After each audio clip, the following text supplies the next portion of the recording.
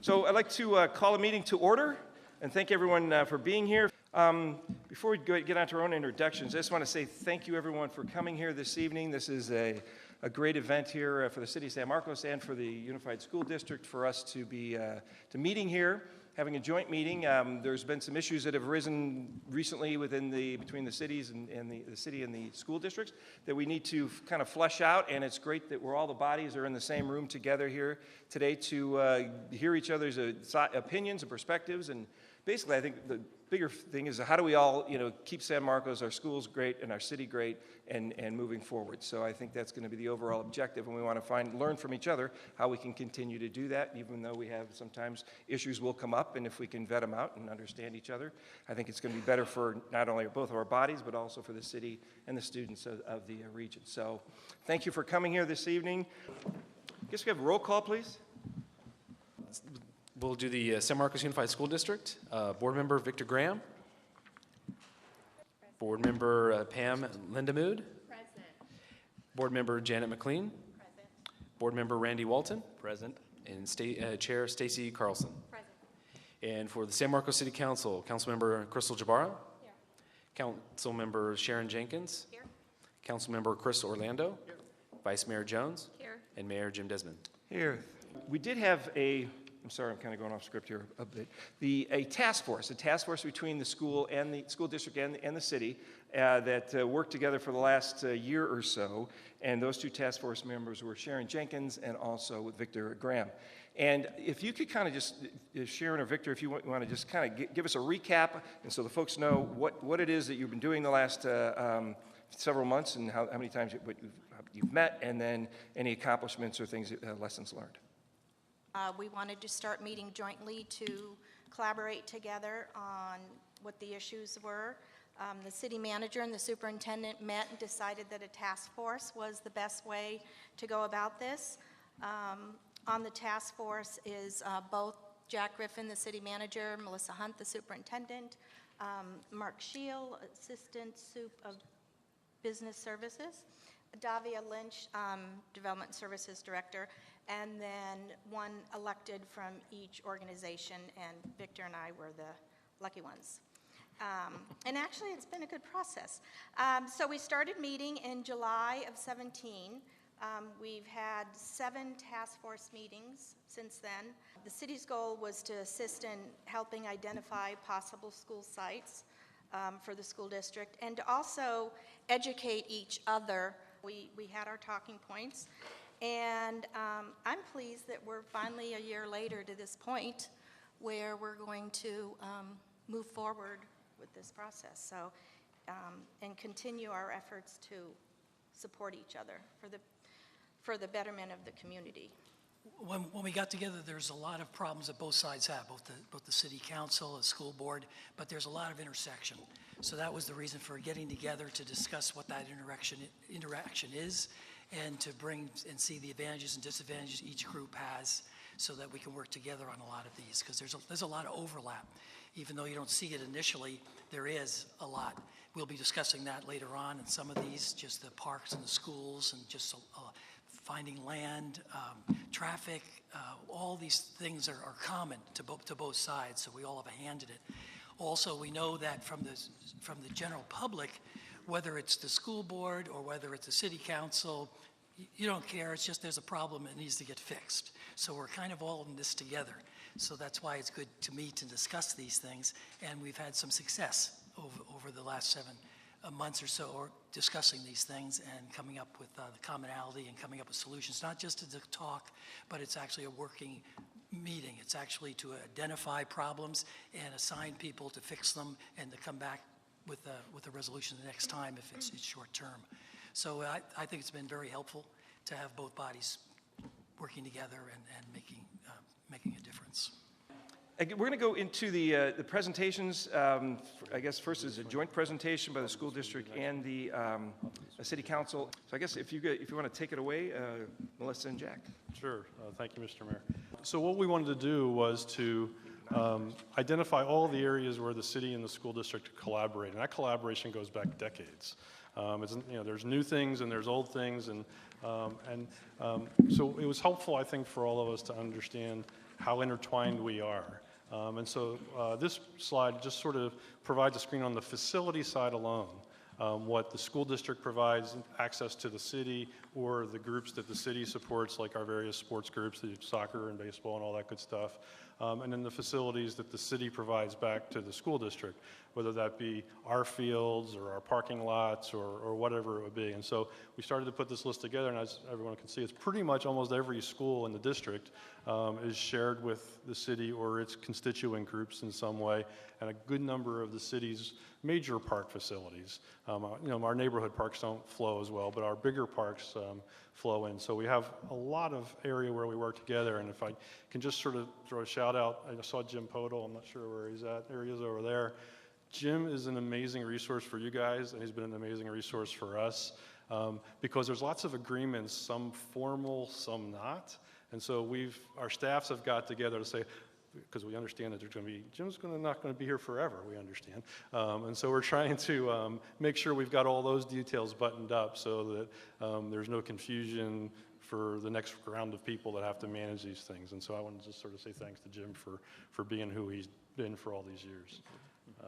Moving on to the sort of the non-facility slide of collaboration. So there's a number of areas where we collaborate. Obviously, you guys are collaborating right now, sitting in a joint meeting. You did one last year. You did one a few years ago. We're doing this one. And then there's other areas on the programmatic side, I think, where there's collaboration between the two agencies. The city funds 2 school resource officers. They're assigned to your high schools. And then they do obviously other things as needed. But those 2 school resource officers are funded by the city. Our fire department and the sheriff's department, they do all sorts of programs with your students, whether it's the Adopt a School or the every 15 minutes, fire prevention drills or what have you. There's a great synergy between the administration in the schools and the law enforcement and our fire department. And we really appreciate that, because if we ever have to come to your sites, which we don't really ever want to have to do, but to know that there's that connection, there's those relationships, and there's that training, both at the staff level and at the student level. Oh, sure, yeah. I told Jack I was going to do this, but I just want to give a tremendous show of gratitude to your law enforcement. Captain Brown, who has just become such a wonderful friend and to the district and to me, certainly in the weeks since the rumored threat at San Marcos High School. He was just a partner on the phone from the first moment of information that we got, saw us all the way through the process. Our school resource officers, James Frierson and Paul Brown, are such a addition to our campuses. Security, role models, just really fine men who look after all our schools. And I am grateful for all of their hard work. And then also, the last bullet on here, it's almost 4 years ago now, but we forget, you guys tremendously stepped up and helped us in the Cocos Fire, with Mission Hills High School being our main shelter. Most people don't know we had San Marcos Middle School set up as a secondary shelter just in case we needed it. Obviously, we were happy that we didn't, but that's another area of collaboration that went very seamlessly that day, or at least it seemed to go seamlessly. In an emergency like that, it doesn't always go seamlessly. And then there's been a variety of collaboration over the past in terms of working together to do school sites or to do financing. And so there was a land swap that helped you guys when you wanted to redo San Marcos Elementary. There was a land swap at Woodland Park Middle School. There was the attempt at the MU4 site several years ago to see if that was a viable school site. And there was a 3-party agreement between the city and the school district and the owner of the property at that time. And then we're continuing to work together regularly to identify sites. And so I think that there's a great amount of work together there. And then we've worked together to help finance. So the former redevelopment agency worked with the school district to help finance school construction. In fact, Tuesday night, the council approved the refinancing of one of those redevelopment bonds that will save the school district we're hoping about $230,000, $250,000 a year for the next 22 years. And so we worked together. Your staff, Mark, brought that to our finance staff, and we were able to put that together, and hopefully we timed the market pretty decently, and we save a lot of money for the school district. So we're always looking for those opportunities to work together and benefit each other. So with that, I kind of want to move on. You'll recall, I think when we did this last year, I talked a little bit about development, so I kind of want to talk about that, sort of refresh that. And I also wanted to sort of bring in a little bit of historical information, because I wanted to sort of look at where we stand as a city compared to other cities in the area. We're a relatively young city, so our development happened after a lot of other cities. But this graph shows the population growth sort of in our North County neighbors. And you can see the trend lines are almost identical for all of them. And San Marcos has grown, but you can see our bubble, our jump up in growth has happened sort of a decade or two behind, say, Escondido or Carlsbad. But we're a similar city. We're an extraordinary city, but we're similar in terms of our population growth, and you'll see that we're similar in growth rates as well. And so I just sort of wanted to sort of make sure everyone, maybe gets perspective on the long-term view of what's has gone on in the city in terms of growth.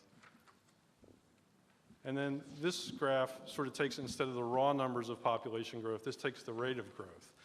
And so you can see San Marcos being the higher, thicker line there at the top. We have been the fastest growing city among our peer cities, but again, I think that's partly because we're a younger city. If you had taken this graph farther in the back and it skewed the graph so much we took it off, there were literally, we grew 300% between 70 and 80, and I think one city grew 400% in a decade. And so it kind of made the graph look really hard to understand. So we took those early years off. But you can see that there's a very classic pattern to growth in California cities, and we're glide pathing down into a very sort of lower level manageable growth as the available property in the city becomes unavailable. So I think that we're in a place where those gigantic spurts of growth, those large developments, there's no San Elijo phase #2 on the horizon in San Marcos. So we're into I think a more manageable level.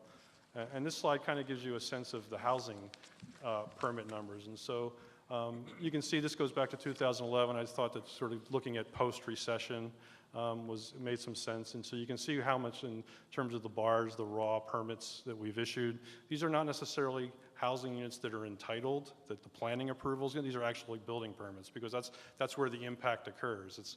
We could have a plan that's got 2,000 houses in it, but if none of the houses are built, then those houses don't have an impact quite yet. So this just shows the building permit activity.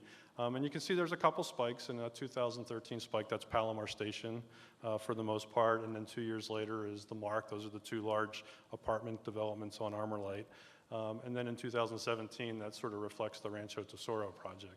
So you see, that's the way housing happens in most cities. It's not a steady stream up. It tends to be cyclical. The market can absorb so much, and then it drops off. And then when the market's ready to absorb more, that's when the development community comes back. But you can see in terms of a rate of growth as compared to the total city housing count over this period of time, we're growing at about 1.6, 1.7%. Of growth in terms of housing permits issuance. And so it's a robust growth rate for sure, but it's not an extraordinarily high growth rate, certainly compared to historical levels. And then the one thing I talked about last time was our general plan. I spent quite a bit of time on the general plan, and I'm not going to spend nearly that much time on it. I'll come back to it at the very end. But I thought this graph was helpful. The general plan adopted in 2012, it assumed that at build-out, the city would have 41,000 housing units.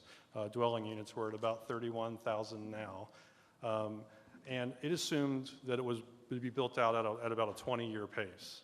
And so I thought I would plot the 20-year build-out and then the 30-year build-out, just for comparison's sake. And I think I've shared this with the task force, and I've shared this with the council on a quarterly basis. And so it's kind of hard to see, especially for the council, because you're really far away from the screens. Yeah. But you can see on those two lines, and then there's sort of a rainbowish colored line in the first quarter of the bottom line, the orange line. I think it shows up on your hard copy. That's where the actual pace of development is. And so the city's issuing building permits for residential construction much more on that 30-year build-out line. We're not at the 20-year build-out line that the general plan anticipated. Could you tell people which line is which? I need binoculars from here. Yeah, the orange line is the 30-year build-out line, and the sort of tealish green line is the 20-year build-out line. And our general plan was for the 20-year. The general plan discussed a 20-year build-out.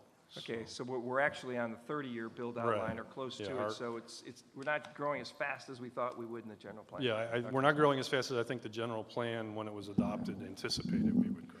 Hey, Jack, just for clarification, is a housing unit, apartment, condo, townhouse? That's all housing Mobile units. homes, Cal State San Marcos dorms that are off campus? This would be any housing unit permit, so it would include the quad. Those would be housing units we would have included in this. And I think the key there is that we're on the 470 new units per year rather than the 705. Yes. Yeah. I did want to talk a little bit about, and we talked about this, and I think it was, this was part of the education, I think, for Victor and Melissa and Mark to understand some of the obligations a city has, and it's not just this city, it's any city. We have certain obligations that we have to meet from a housing perspective. One of them is to adopt a housing element. We adopted our latest version of our housing element in 2013. It runs through 2021. And then we're required every year to report on progress towards meeting the goals of our housing element. And so we actually just did the council approved our annual report last Tuesday night on our housing element. And it's got a lot of parts to it, but one of the key elements to it is what's called our RHNA numbers, regional housing, needs allocation, that's it. So to sort of make sure everyone understands what we have to do, or at least what we're supposed to try to do, is that the state assigns to each region in the state a certain amount of housing units. It says to the San Diego region, you need to build these many units. It says to San Francisco, you need to build these many units. And so it assigns these numbers out to each region, and then the municipal planning agencies in those areas have to take those numbers, work through them. They go back to the state and say, here's where we disagree with you or we agree with you, and then allocate them out to the various municipal subdivisions, the various cities. And this is a practice that's been going on in the state for quite a long time. It was established in 1969. It's ministered by the Department of Housing and Community Development. Again, they come up with these numbers, they give them to SANDAG to work out. We're in the process right now of the next cycle of that. And then SANDAG tells the cities, here's what your allocation is. And then we're supposed to try to hit those allocations. Now, they're broken down, and you'll see in the next slide, they're broken down by affordability and then market rate. And there's one thing that's true for every city, I believe. No city is hitting their affordable housing numbers. And there's a variety of reasons for that. But we do better as a city than most in providing affordable housing. And I think if anyone sort of has been watching over the last 10 or 15 years, what's been going on in the Richmar neighborhood and now in the Creek District a little bit, and in some other places of the city, they know that we've been working hard to create affordable housing opportunities. But this table shows you what our allocations were at the very low, low, moderate, and above moderate, and then what we've actually issued permits for since 2011 in this time period.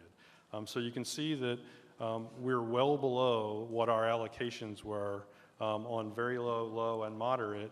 We're doing fine on the above moderate, and that's not a big surprise because it's a lot easier to build market rate housing than it is to build affordable housing.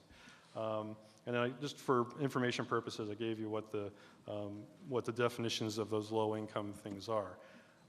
It's important, I think, up until very recently, these were numbers that were meaningful, but there was no price to be paid or penalty to not hit them. They were goals that the regions were assigned, and cities would, in different levels, some cities I suspect don't try as hard as other cities to hit their numbers, especially on the affordability side. But there wasn't a penalty to be paid if you didn't hit your number. And one of the things that we're getting into is that's changing at the state level. And so we're becoming a little concerned about what's been going on at the state legislature last year and again this year, and creating requirements on cities to hit those numbers and have a stick if you don't hit those numbers. The carrot before was if you did well to meet your numbers, it made you eligible for some grants to go get funding for affordable housing, and there really wasn't a stick. There's a few bills that have been passed and are talked about in the legislature that have a stick. And a big stick is that if you're not, there are bills that have passed that if you're not hitting your numbers and your RHNA numbers, then certain properties within certain distances of, say, transit centers or important transportation corridors, if someone would want to come in and build the CEQA process, the essential land use process that the city would have to approve a plan, would get waived. And so that would essentially mean that a project could come in and go very quickly from application to approval with very little, if any, public input. And that's a concern to the city because whenever the state, I'm sure it's a concern for the school district, whenever the state says, hey, we're taking away some of your control, we don't like to lose that control, there's things that we look at, whether it's traffic or parking or densities or what have you. And so we're very concerned about the erosion of local control at the state level. And so there were 15 bills passed last year that touched on these issues in various ways. There's a, I'm sorry. Could I just ask one question Sure. real quick? So when we were given these numbers, I'm sorry to interrupt, the RHNA numbers, and we had the very low, the moderate, and the low income, those numbers actually made it more difficult for us in 2012 when we lost our redevelopment agency that was eliminated by the state. And so I think that's an important part of this discussion too, because these numbers are going to be very difficult for us to actually meet due to the fact that now we have this situation where the funding's been eliminated and yet we're still required to actually build those. So yeah, I think that, that's I mean, I think that point's a good point. I don't think from, and I'm speaking from the San Marcos perspective, I don't think our process has been an impediment to providing affordable housing in terms of our review process. The impediment to providing affordable housing is the financing part of it. It's very difficult to finance these projects, and they line up for years waiting for the available tax credit funding that they can get. And the elimination of redevelopment in 2010 took away, 20% of the redevelopment dollars had to go towards affordable housing. And so when that got cut off, that really eliminated the ability of local governments to raise funds for affordable housing. The city had done had bonded against those revenues back in the 2000s, and so it was able to then work with affordable developers. No affordable project gets built on its own. There is always some kind of a subsidy, whether it's a tax credit from the IRS, whether it's a contribution from the local government or the county or the state, because the cost of construction, when you have rents that are deed restricted, the cost of construction is still the cost of construction. So I think the loss of those revenues, I think the state is mistargeting where the problem is in terms of providing this housing. I don't think it's the approval processes. I think it's in the financing side. Hey, Jack, these proposed state laws that are making their way, I assume the laws requiring more affordable housing be built, is that right? Is that what the target of the law is, to encourage the development of that kind of housing? Yeah, I And think, if that's the case, are we talking rental housing here, or? not necessarily. Okay. It can be rental or ownership, and we have both. It's usually rental, but there can be deed restricted for sale affordable homes as well. And I think that, yeah, it's funding these projects is what's causing them to take so long to get done. And I'm not saying that if redevelopment hadn't gone away, that every affordable project would be built that the state would, that everyone wants to see built, because there's still a long process. But that tool taken away it just sort of exacerbates it. So as of mid-March, as far as we could tell, and it's a daily grind to keep track of these things, but there were another 15 bills circulating through the legislature at various levels, addressing these things, restricting our planning and zoning requirements. There have been bills passed that essentially allow anyone to convert their detached garage into a dwelling unit with very little say on the city, no requirement to provide parking. So the potential to have 2 dwelling units on a property is greatly enhanced compared to what it was just a year or so ago. So there's a whole raft of bills that are up there. And then there's a bill that's of particular concern. It's in the middle bullet here that I just sort of want to call everybody's attention. It's SB 820. It's the Wiener bill. He's proposing that cities have to meet 200% of their RHNA allocation. As you saw in the slide, we're meeting somewhere around 15% on the affordable, and his bill is proposing that we have to meet 200%, which I just can't imagine is physically possible, even if you had all the money in the world to do that. So those are the sorts of things that we're fighting, and that bill's it's getting quite a lot of notoriety in the big cities because it's created this opportunity to build 8-story buildings as long as it's within a half mile of a transit center. And so the big cities like San Francisco that have subway stops or major bus stations are looking at neighborhoods that could be very, very much impacted. And so if you sort of follow along in the newspapers, especially the LA papers and the San Francisco papers, you'll see those cities are actually that are more, I think, focused on providing that kind of housing actually coming out against these bills. And so we need to pay a lot of attention. But the upshot of all of this is that control is slowly being taken away from cities by the state to encourage this kind of development. Jack, if I can make an observation, when you talked about the RHNA numbers a few slides back, these are the goals, the 1043, 793, and all for the different categories. But yet one category is not only meeting its goal, but almost double its goal. Yes. And so you look at that and you just go that I guess this is going to be happened over a long period of time, not just 1 year here. Right. So you would think that, okay, we haven't met our goals, so what's impeding that? What's preventing that from happening?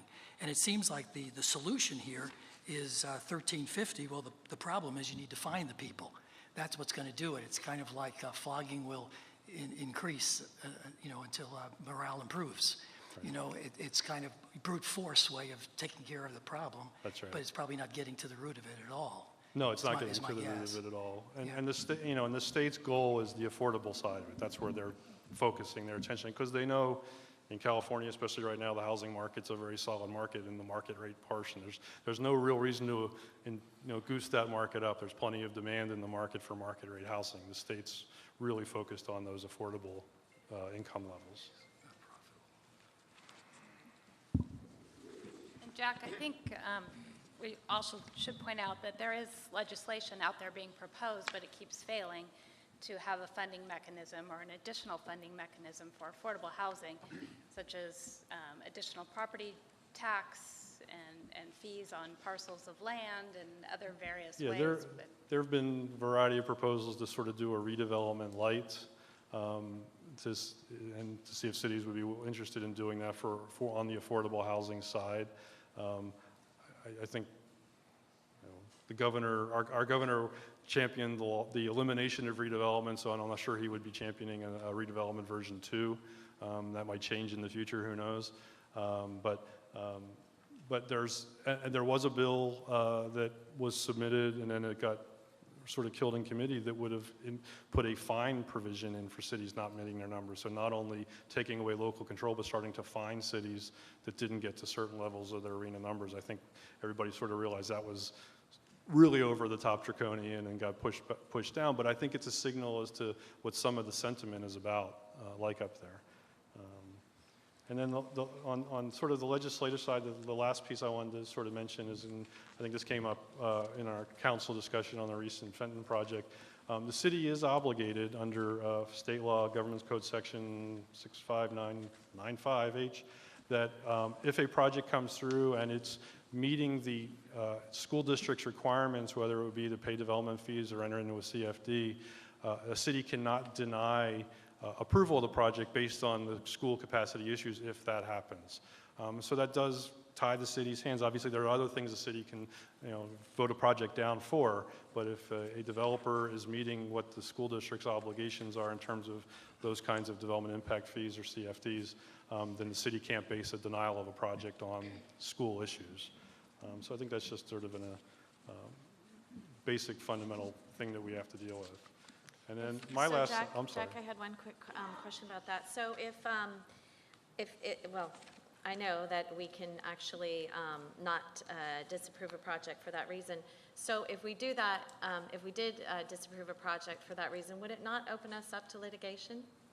I would assume a project applicant would look at that as a potential area to challenge the city, yes.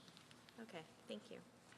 And then lastly, I think you'll recall from last time, I walked everybody through what general plan changes had occurred. Going back to earlier, the general plan anticipated there would be 41,000 plus houses in the city at build-out. And so the city, since 2012, has approved a variety of general plan amendments that affect that unit count. And so most of these that you saw a year ago, because there haven't been that many since then. The two notable ones, I think, is what everyone's very familiar with, is the MU4, the Brookfield MU4 site, which was an additional 220 dwelling units, and then the Fenton Discovery South General Plan Amendment, which was approved on second reading Tuesday night, was an additional 220 units. And so those are the two general plan changes that occurred since the last time we met. And you can see that there's a couple at the bottom there that were changes that actually reduced what those projects had been previously allowed to build. So that's sort of a reduction number. But the net is that the city has added 658, allowed 658 additional units beyond what was approved in the general plan since it was adopted in 2012. So, And Jack, these general plan amendments are counted in the numbers for the earlier slide where it shows our build-out rate is on a 30-year build-out versus the 20-year that we originally projected? yeah, and in most of these, the two biggest ones, MU4 and Fenton, no building permits have been issued. Highlands, no building permits. So a lot of these haven't even gotten to the construction phase. You can see there on the status, there's only a couple where the buildings are actually being occupied at this point. So what has been permitted is in those slides, is in that slide, yes. Jack, on the build-out rate, do you break it down by, you anticipate how many very low, moderate, above market buildings are on the 30-year build-out plan? And I ask that question because I would imagine that it's the above market or above moderate, that's listed here, market rate homes are the ones that are most likely to produce the most students. I guess we'll hear from the experts later, but I would think those are the homes for our discussions today are the ones that produce the most students. And if you look at the RHNA numbers from 2010 to 19, and the city's essentially doubled those homes at the above market rate. When you look at the units built, do we have an idea of how many more above market rate type homes we expect to build in this 30-year build-out as opposed to other housing units? Yeah, the general plan didn't attempt to quantify within that gap from the 27,000 baseline to the 41,000 what that mix would be. Okay. I think what we do know is that a significantly large percentage of them are multifamily. The University District and Creek District being the two largest planning areas that when the general plan was adopted, there were no dwelling units there yet. Obviously, there's a few dwelling units, well, not a few, but there's several hundred in the University District. There's none in the Creek District yet, other than those two small affordable projects.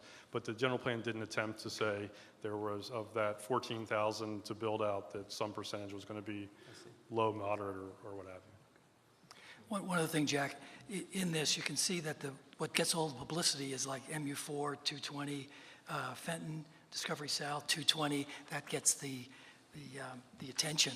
But you can see but you never hear about the cancellations here. It's 142 units right there going off that they're not getting built. And of course, a lot of the planning either slips or sometimes gets cut for whatever the reason is.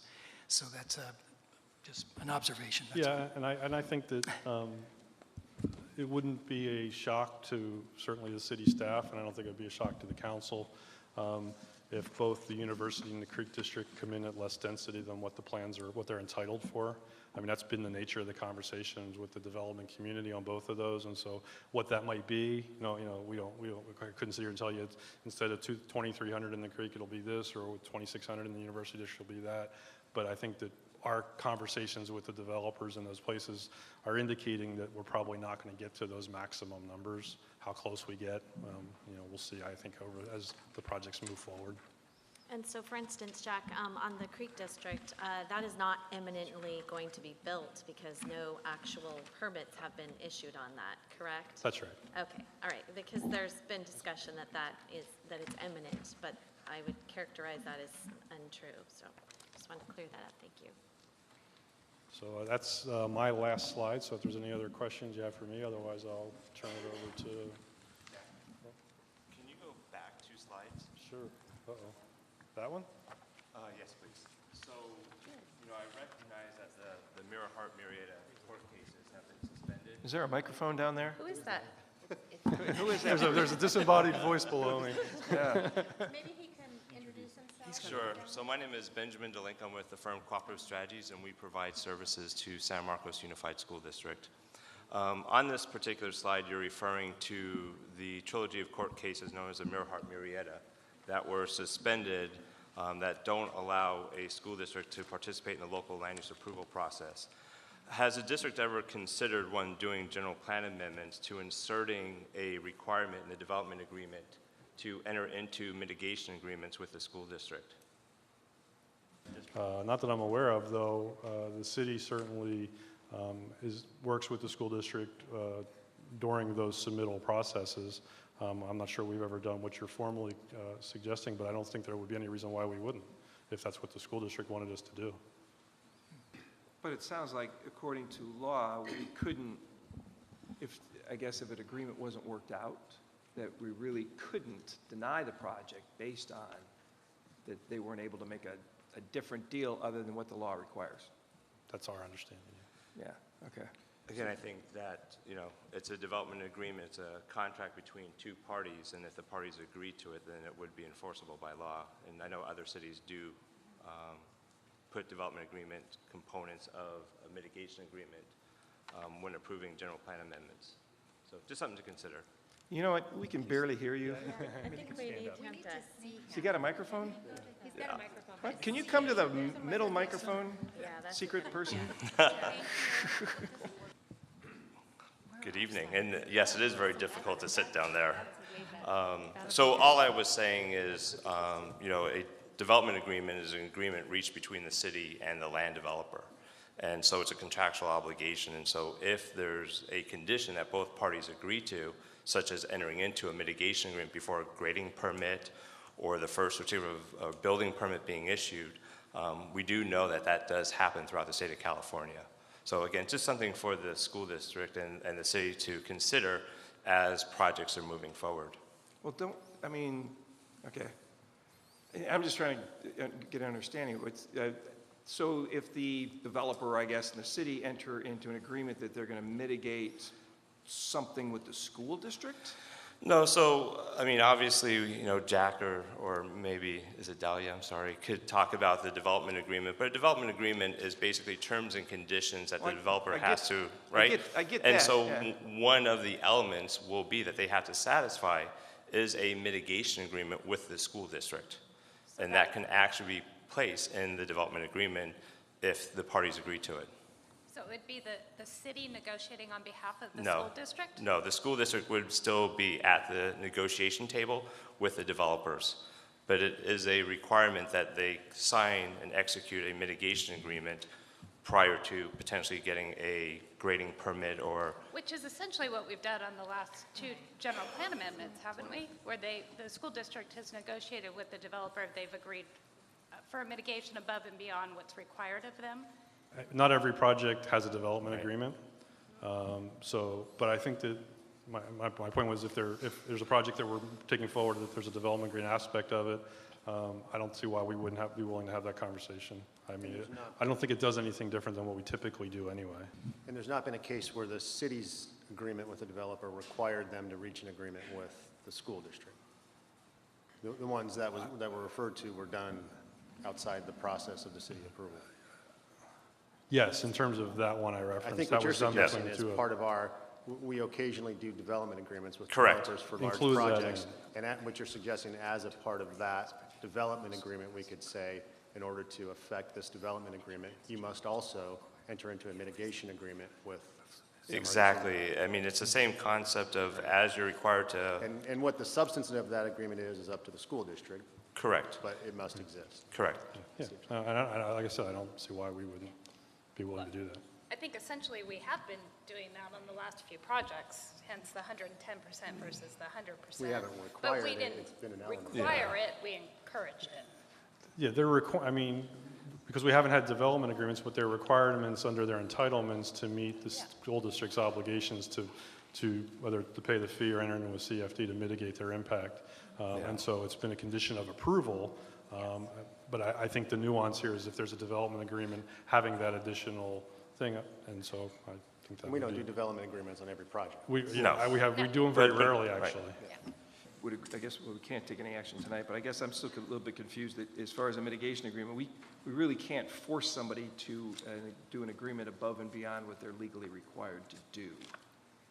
It would be my understanding under the law of if they pay I mean, we could encourage it, but I don't know if we could, doesn't Yes. sound like we could condition that on approval of a project, I think that or even a grading permit, or an occupancy permit.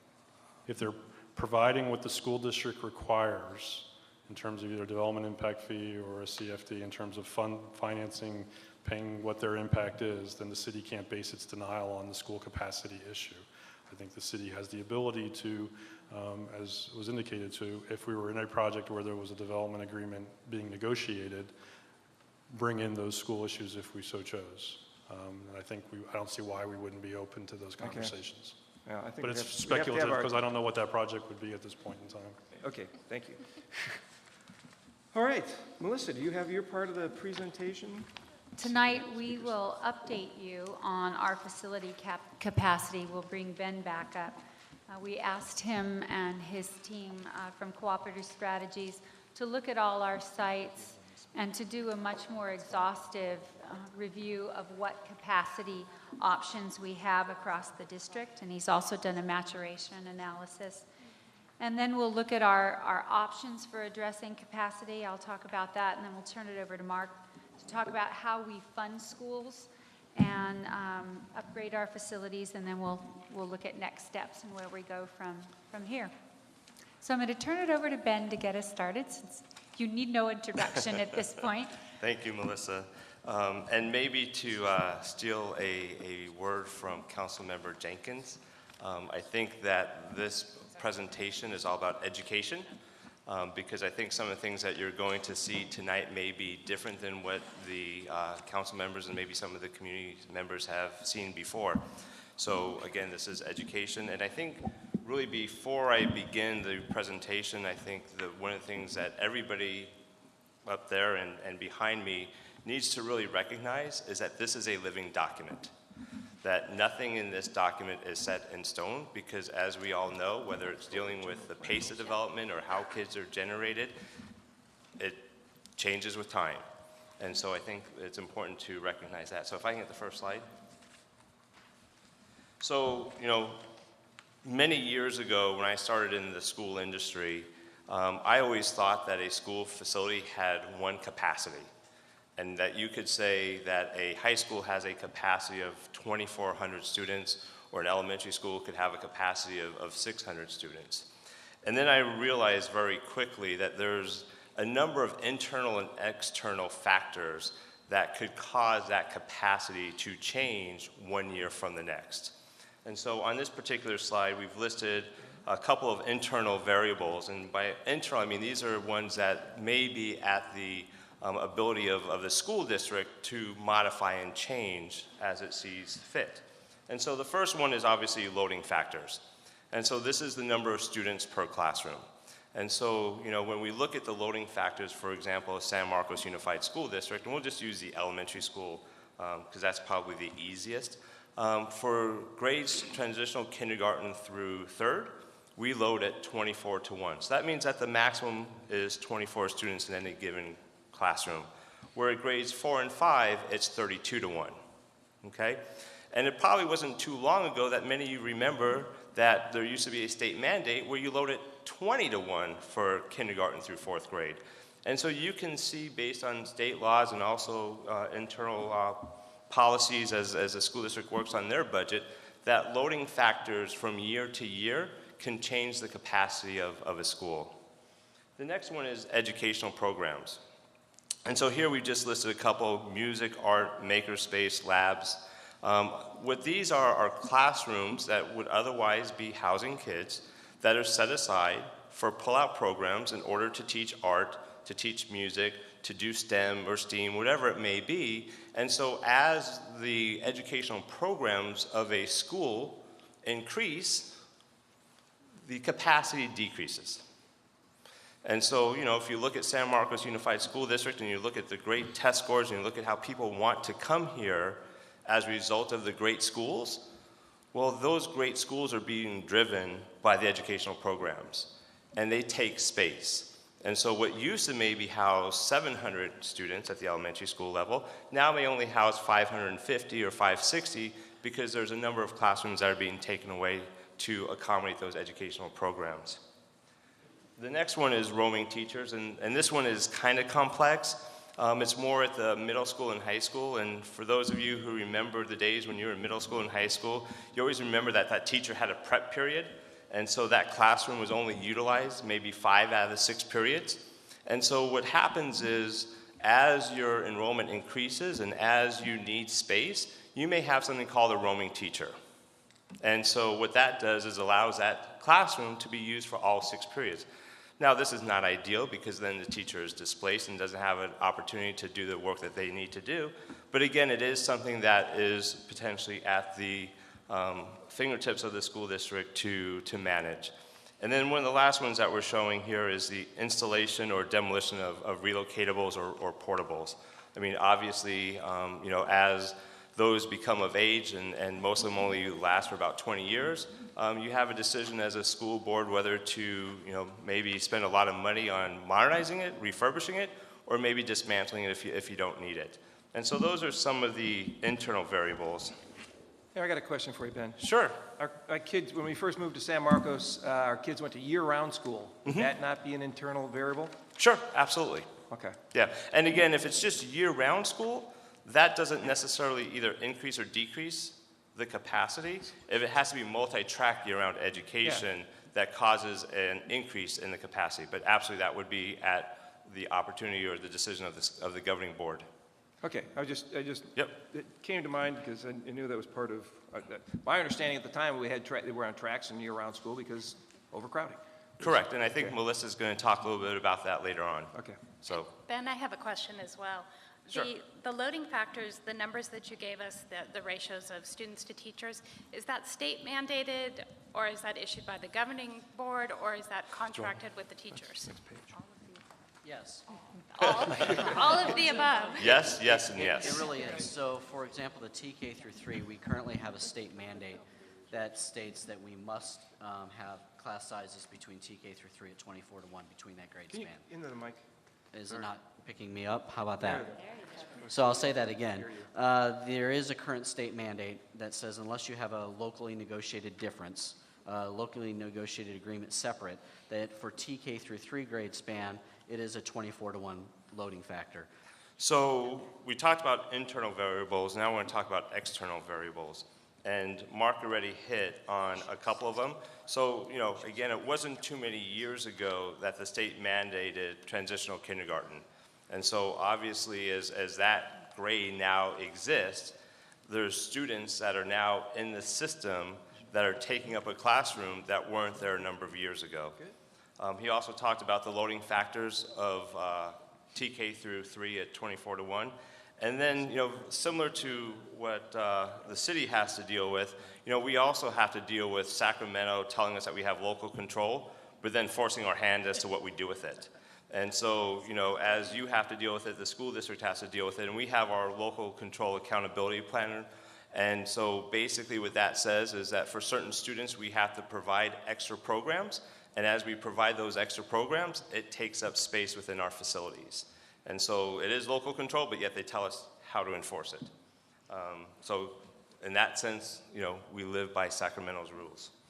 And then also, in addition to the internal and external variables, we also have variables just associated with the design of the school.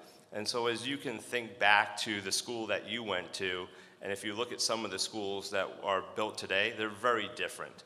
And so, for example, today we have a lot of pull-out programs that require not the traditional 960 square feet of space in the classroom, but 480 square feet of space for counselors and intervention and things of that nature.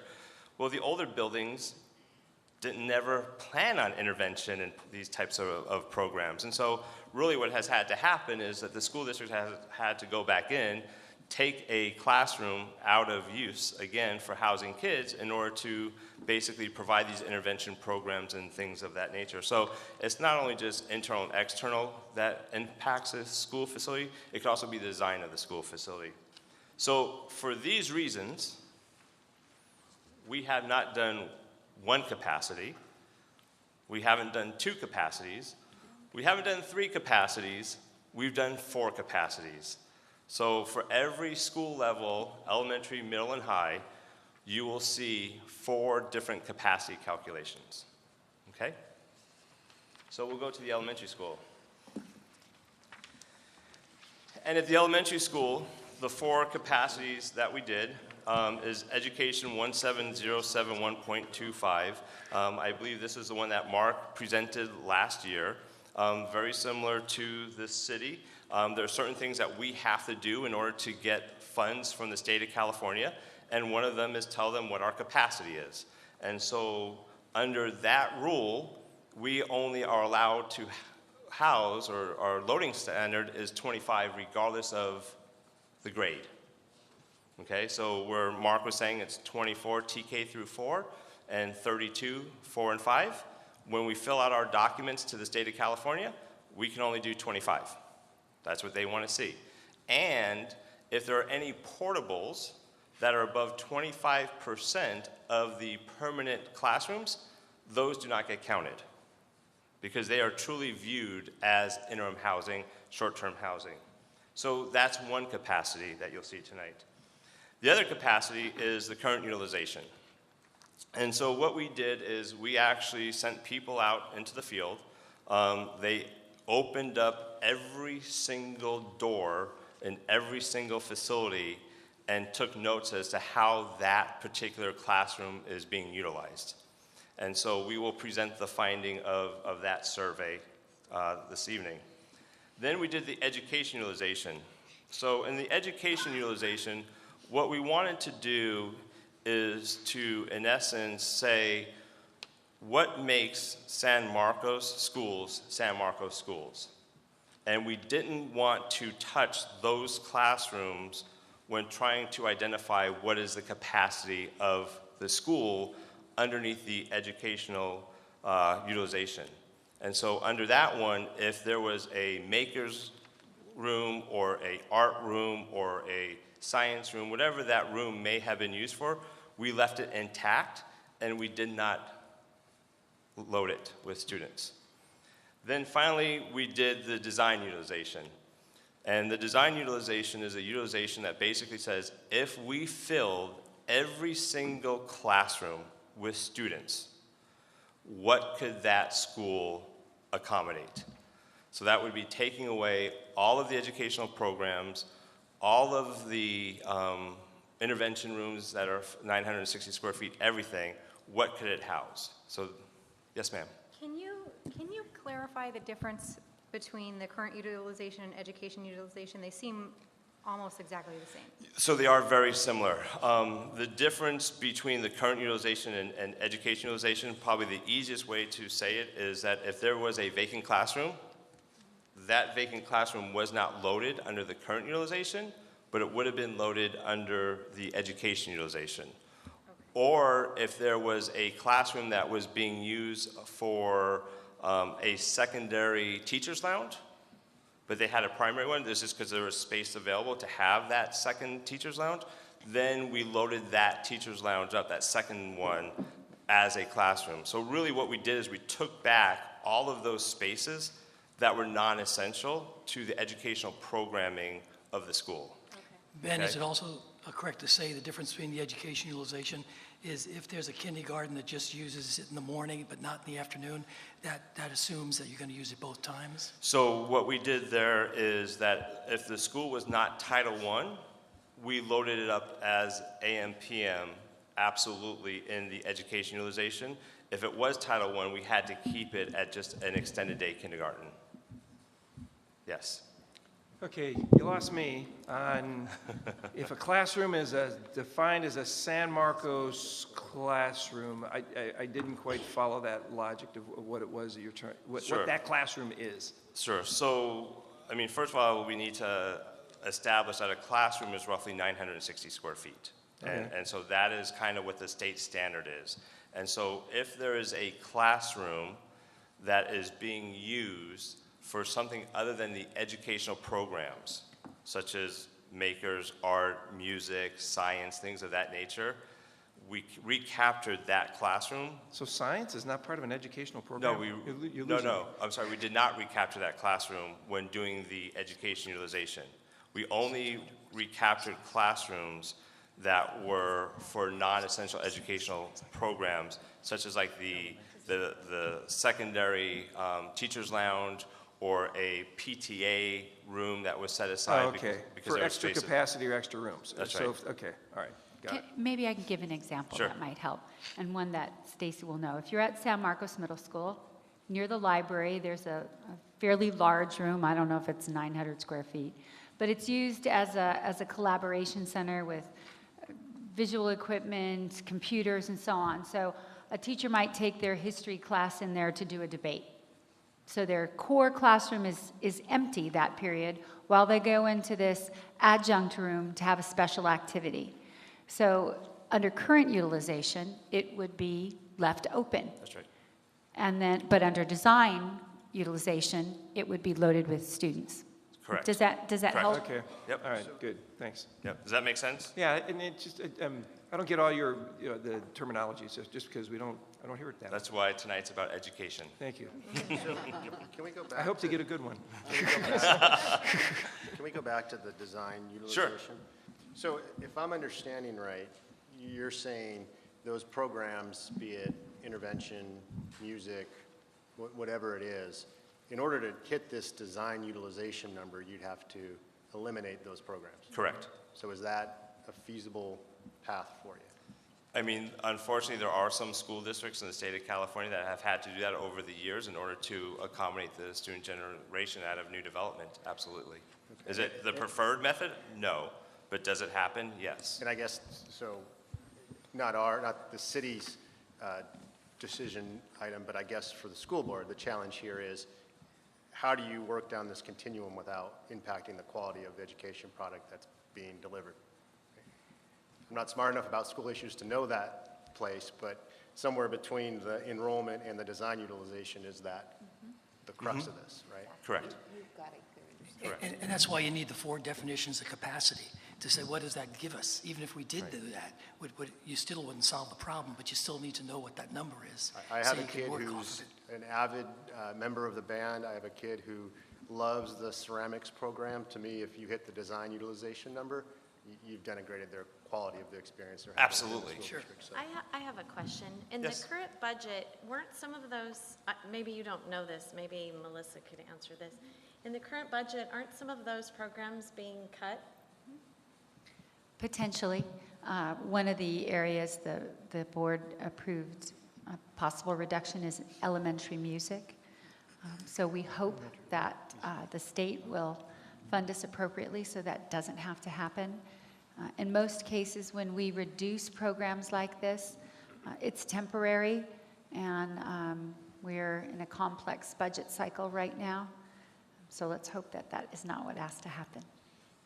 And I can just say anecdotally, I know one of the changes you made this school year at the high school was the collaboration spaces, taking the 4 collaboration spaces. And I can tell you that students miss those. Right? That was a loss for the students because it was a space where they did their homework, they hung out, they talked to their peers. So I get the reasons for it. Sure. But every time you make one of these moves, it impacts the students. We're scheduled to take the last 2 away for next year. And again, I think that's what makes this so difficult is because obviously the San Marcos Unified School District is in the business of educating students. And they want to provide the best educational program and experience possible. But it's very difficult when you have the state doing what the state does and then trying to balance these great needs of the kids and the experience, such as the collaboration rooms, but then recognizing that you just can't afford it. I mean, it really does damage, not only the experience of the kids today, but what may happen in the future because of not getting these programs. I just wanted to also say for the council's education. As far as the music teachers and the program things that we have already talked about having to maybe look at for the future, we have a March 15th deadline to alert our teachers that they could possibly be laid off. So that was one of the reasons that came up at that particular time. And it still gives us the opportunity to look at those programs, but it gives us the flexibility that we would need as far as our budget crunch goes as well. And then on this next slide, I'd really like to thank Jack, because I think there's a component of this next slide that came from his suggestion. And so on this particular slide, what we're doing is we're comparing the enrollment in school year 2017-18 to the current education and design utilization capacities. And I think one of the things that really helps on this particular slide, Jack, is when we look at the number of kids enrolled, and we look at 9,930 kids at K5, or TK5, I'm sorry, and then we look at the current utilization of 10,912, it really does seem, okay, there's 1,000 students. It seems like it's a big gap. And you're saying, okay, how does that work? But then when you go down to the individual schools and you say, okay, each school maybe has 40 or 50 or 60 kids, it doesn't necessarily look as large of a gap as it does if you just go to the bottom line. And so I think, for example, if you look at Discovery, Discovery has 713 students enrolled in 17-18. Its current utilization is 731. Its education utilization is 779. And if we took all the programs away, it would go up to 915. So you can see at Discovery, we're really very close, because one of the things that the council and the community needs to understand is, to the best of the ability, we know that there's going to be ingress and egress of families. And so there's also an attempt to try to leave some spaces available, so that way if a family moves into the attendance boundary, those kids can go to their neighborhood school. And so when you're looking at these numbers, you never want to see the number of the enrollment right up against the capacity, because then what's happening is, as new families move in, you could be displacing them to other schools. And so I think, again, if you look at this, you can really see that, a lot of the capacity that exists is La Costa Meadows. It's 878 students, but its current utilization is 1,155. Also, you can look at San Marcos, where it's 791, and its capacity is 911.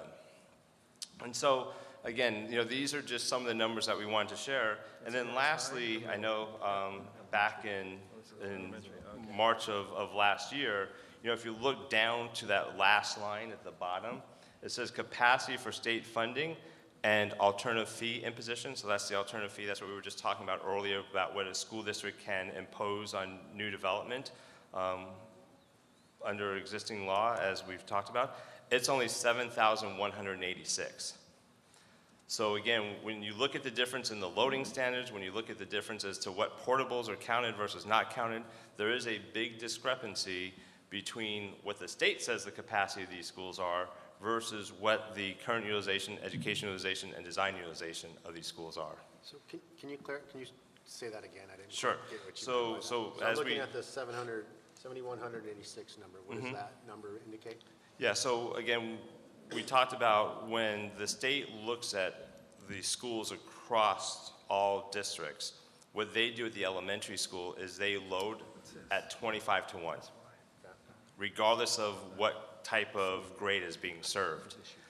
We've talked about the loading standards of San Marcos are 24 TK through 3, 32 on 4 and 5, and then if we have a AM PM kindergarten, then it's loaded at 48.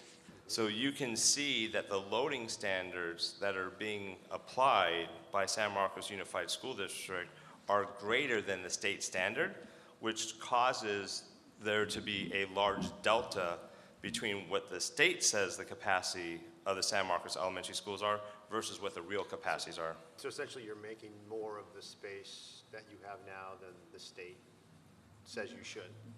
Well, we're just using it more efficiently. More efficiently than the state says you have to. That's right. That's right. So I have a question about Sure. that. What does this alternative fee imposition mean? Sure. So as we talked about earlier, a school district can impose developer fees, and we call those level 1 fees, by doing a developer fee justification study. The San Marcos Unified School District, because of all of the planning, all of the financing work that they have done over the years, is eligible to impose what's called a level 2 fee. Is that higher? So it's In more, the case of San Marcos Unified School District, yes, it is higher. so you get more money being that you're at level 2, which is considered the alternative fee imposition? That's correct.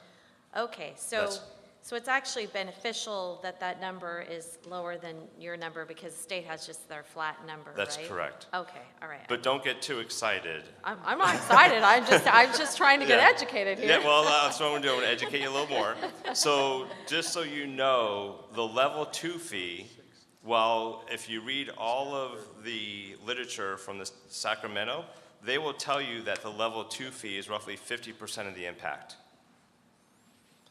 If you look across the state of California, you will easily identify that the level 2 fee is actually somewhere between 30 to 35% of the impact for a unified school district. I'm sorry, which one was the 35% you said? The actual level 2, it actually equates to only 30 to 35% of the impact, not the 50% that the state suggests. So what would level 1 be equivalent to? So level 1 for San Marcos is probably, again, I have my computer, I can look, it's probably less than 25%. 25%? Less than 25% Less than 25%? of the impact. Okay. So none of them are 100% of the impact? No. Okay. No. So, but all school districts deal with this particular level 1, level 2. Is there a level 3? So absolutely, there's a level 3. Okay. So Is that the back, highest level 3? I'm sorry? Is there higher than level 3? Mitigation agreements, mitigation Okay. payments. Okay. So level 3 is basically double the amount of level 2. So if a school district like San Marcos was able to impose it, they would get roughly 70% of the impact. But now there's a kicker to that. The first kicker is that the state has to approve, it's actually the State Allocation Board, has to approve by resolution saying that the state school building program is out of money. If you recall, before the last bond election, the state was basically out of money, but the State Allocation Board would never approve the resolution for political reasons. And so we have never been allowed to impose level 3 while the legislation suggests that we should have been able to impose level 3. The other kicker is that if you impose level 3, you have 2 choices. The 2 choices are when you receive money from the state, they're either going to subtract the amount of level 3 fees that you've received, or you have to give it back to the developers. And so while you're allowed to impose level 3 fees, it really doesn't increase the amount of money that the district is getting because they either get less money from the state for an equal amount, or they have to give it back to the developers. So the state's not coming up with any more money? No. You're just getting it somewhere else? Yes, So by law, we can't charge what it cost us from a district standpoint. that's correct. Again, unless you enter into a mitigation agreement. Yeah. Yes. So all school districts are dealing with this. This isn't something specific to San Marcos, correct? So, I'm sorry, go ahead, Melissa. I was just going to say those that are growing. Yeah, those that are growing, and then obviously what makes it more challenging is, when you have higher land costs, it always seems to work out that those higher land costs make the amount of fees that you're collecting, because here's the other thing that's really great about the state. They have a new handbook that says, here's how much acreage your school sites have to be, but when you impose level 2 fees, you have to use a handbook back from the 1970s, which is less acreage. So they're mandating or suggesting that you use X, but when you come up with your fees, you have to use X minus Y in site acquisition costs. And so again, it's one of these things, as the land gets more expensive, as it is in San Marcos, the amount of fees that you receive on a percentage of the impact goes down. I bet Carlsbad's terrible. Their land's very expensive there. Yeah.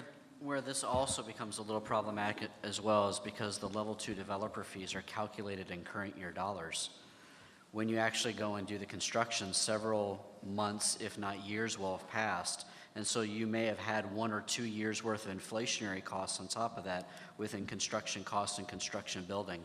So that also builds into why, while by law it might be 50% of your construction cost, it doesn't go as far when you actually go and break ground on the construction, because construction inflation has happened as well. Okay. I have a question, Ben. Sure. Has San Marcos ever been a level 1? Ooh, that's a good I don't- question. I don't think think so.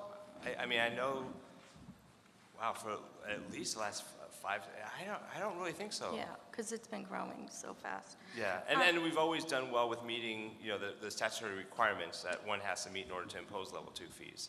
But to the best of my knowledge, definitely not in recent years. I mean, I can go back if it's that important, but I think the answer is probably not. Yeah. And then my other question is, this is the first time I think we heard that the March presentation for last year was based on education code. Is education code the 7186 number? Yes, Okay, yes. okay. And that's why if you were to look back at last year's school facility needs analysis, so we have our SFNA, I guess you have your HHNRA or whatever that we discussed. We have a similar acronym. And so if you look at that report, you'll see that number, because that is what is required under state law for imposing level 2 fees. Okay. Okay? So if we can just turn the slide. So, you know, one of the things that we always try to do is figure out a way to visually show this information. And so we thought that we would try a tachometer. And so what you can see here is basically the needle is 9,930 students. So, you know, that's the number of students that are in school year 2017-18. And then you can see right now we're in the green, because obviously we are under the current utilization, and so everything is very good, it's working, and there's no problems. And then what we tried to do is show when we would go into yellow, and then when we would go into red. So obviously as you're driving your car, you know, for those of us who have lead feet, we may want to go into the yellow or the red occasionally just to kind of get it going and have some fun with the car. But it's not something that you want to do all the time, because you'll ruin your engine. And so what we're trying to show here is, you know, what would yellow and then what would red be. So if you're going to ask the question, which I would be asking, how did you get to 11,700 as where yellow begins? It's basically the midpoint between the current utilization and the education utilization. And then, that's with today's facilities is a snapshot in time. It's correct. It's not adding anything new ever. Correct. Okay. Correct. And then we got to the 12,750, or the red line, is basically when we took the design capacity and we subtracted 2 classrooms at each facility in order to have some educational programs available to the kids. And we said, you know, when we hit that point, we are really pushing the capacity of our facilities, probably to a place that we would not like it to be. Ben, I wanted to congratulate you on the use of the tachometer. It makes it much more interesting, and numbers are boring, but this is great. Thank you. But Ben, just for a little dose of reality, if we got to 12,750 and we just entered the red, there's been a lot of programs already lost by the time we get there. That's correct. And the collaboration rooms and things of that nature, absolutely. But I don't know, I go back, I hearken to the days when my kids were in school, and then my daughter went, last year, I guess, San Marcos High, while Mission Hills was building. And I think I remember it being about double capacity for what San Marcos High was.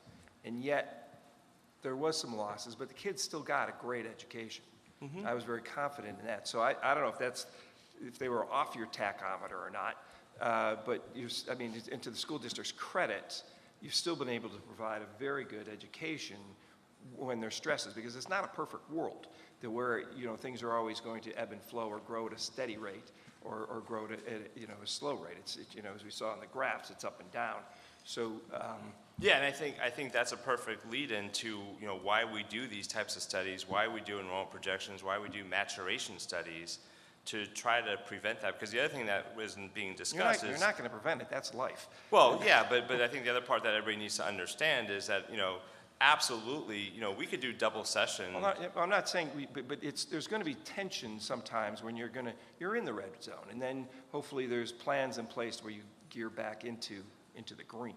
I think most people would hope that there's enough advanced planning so we never have to go into the red zone. Bingo.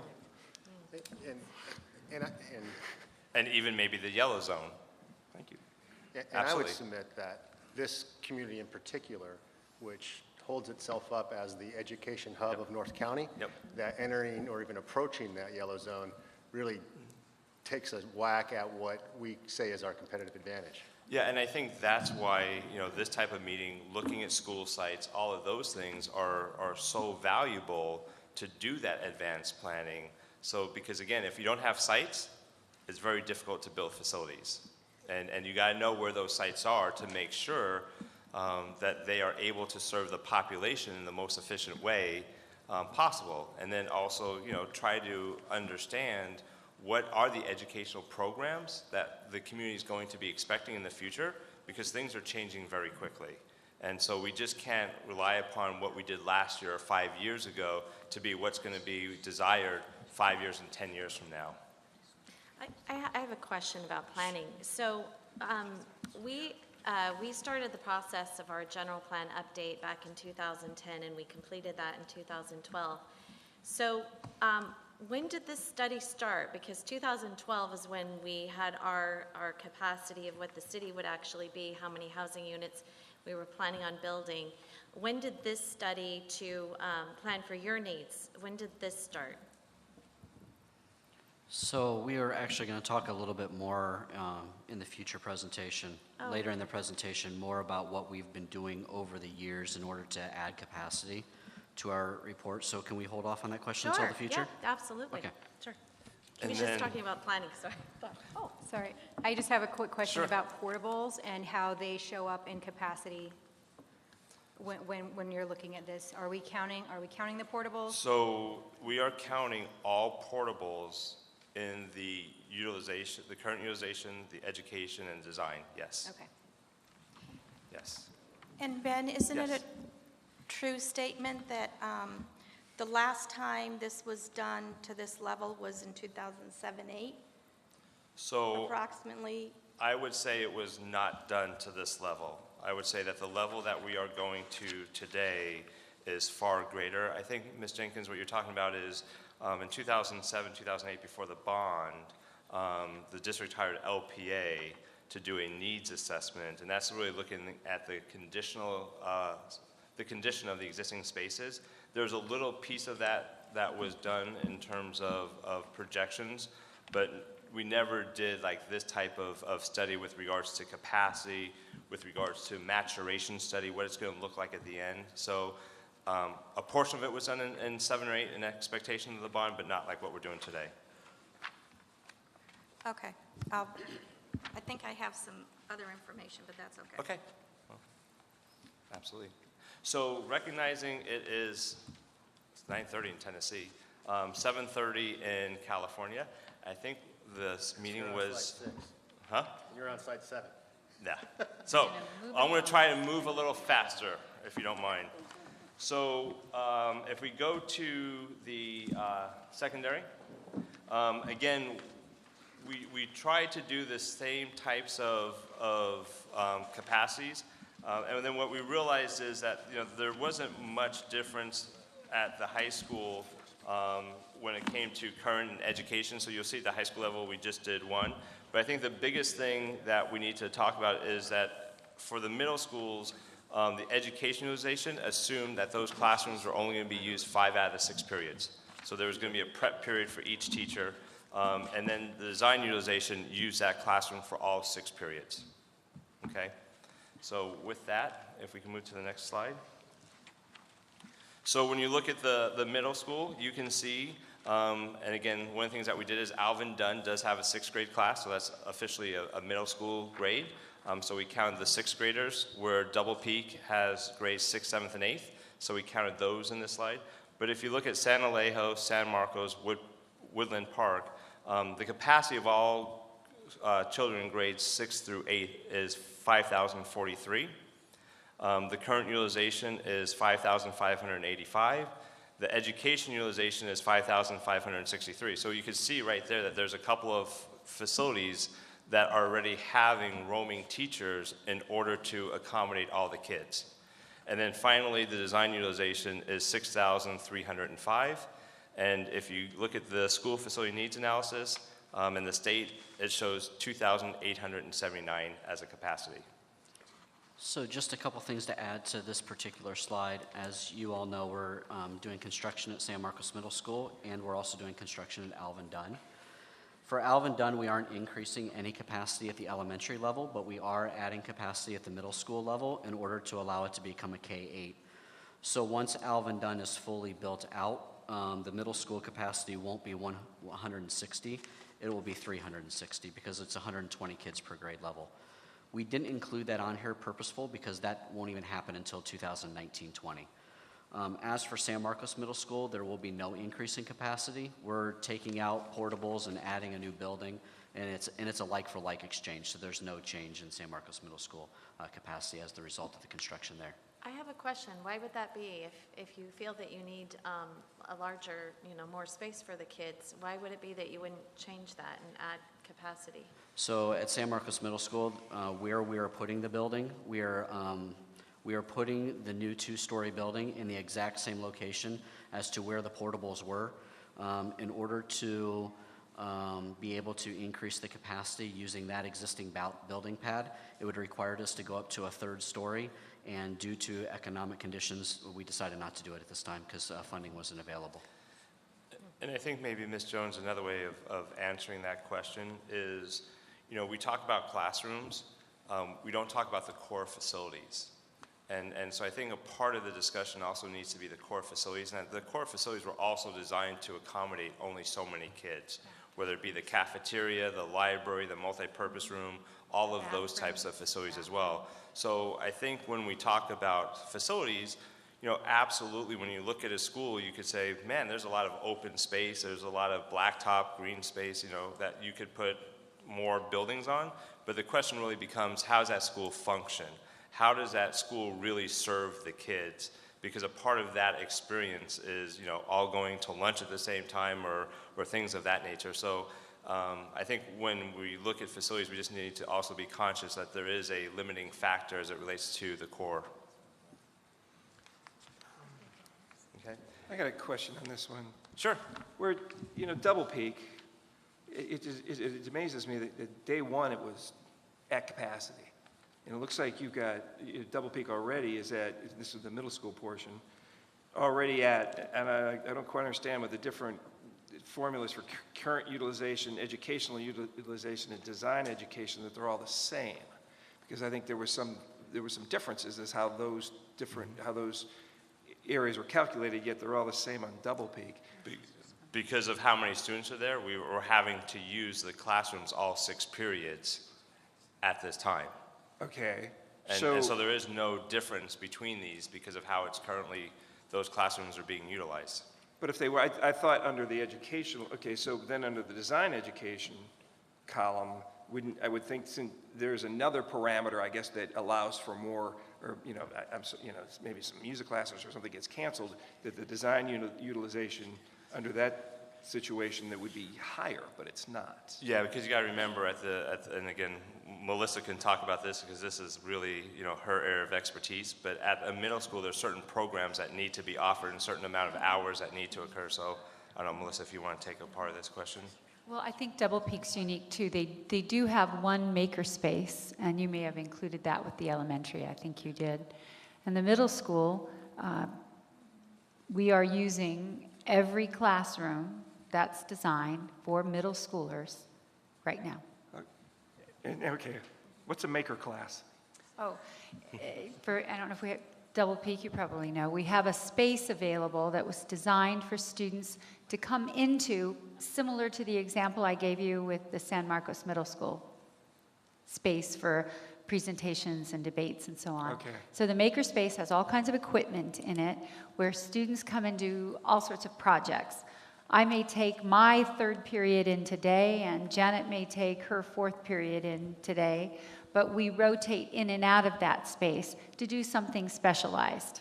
Okay, but you're saying you're using that for classroom now at Double Peak, or no, you still have it? I think you took it at the elementary. At the middle school, Okay, okay. because it's a K-8, all of the classrooms that were designed to be used for middle school students are being used for middle school students throughout the day. And then these kids just didn't appear, you know, all of a sudden when the school opened up. They came from other schools, did they not? I'm sure they did.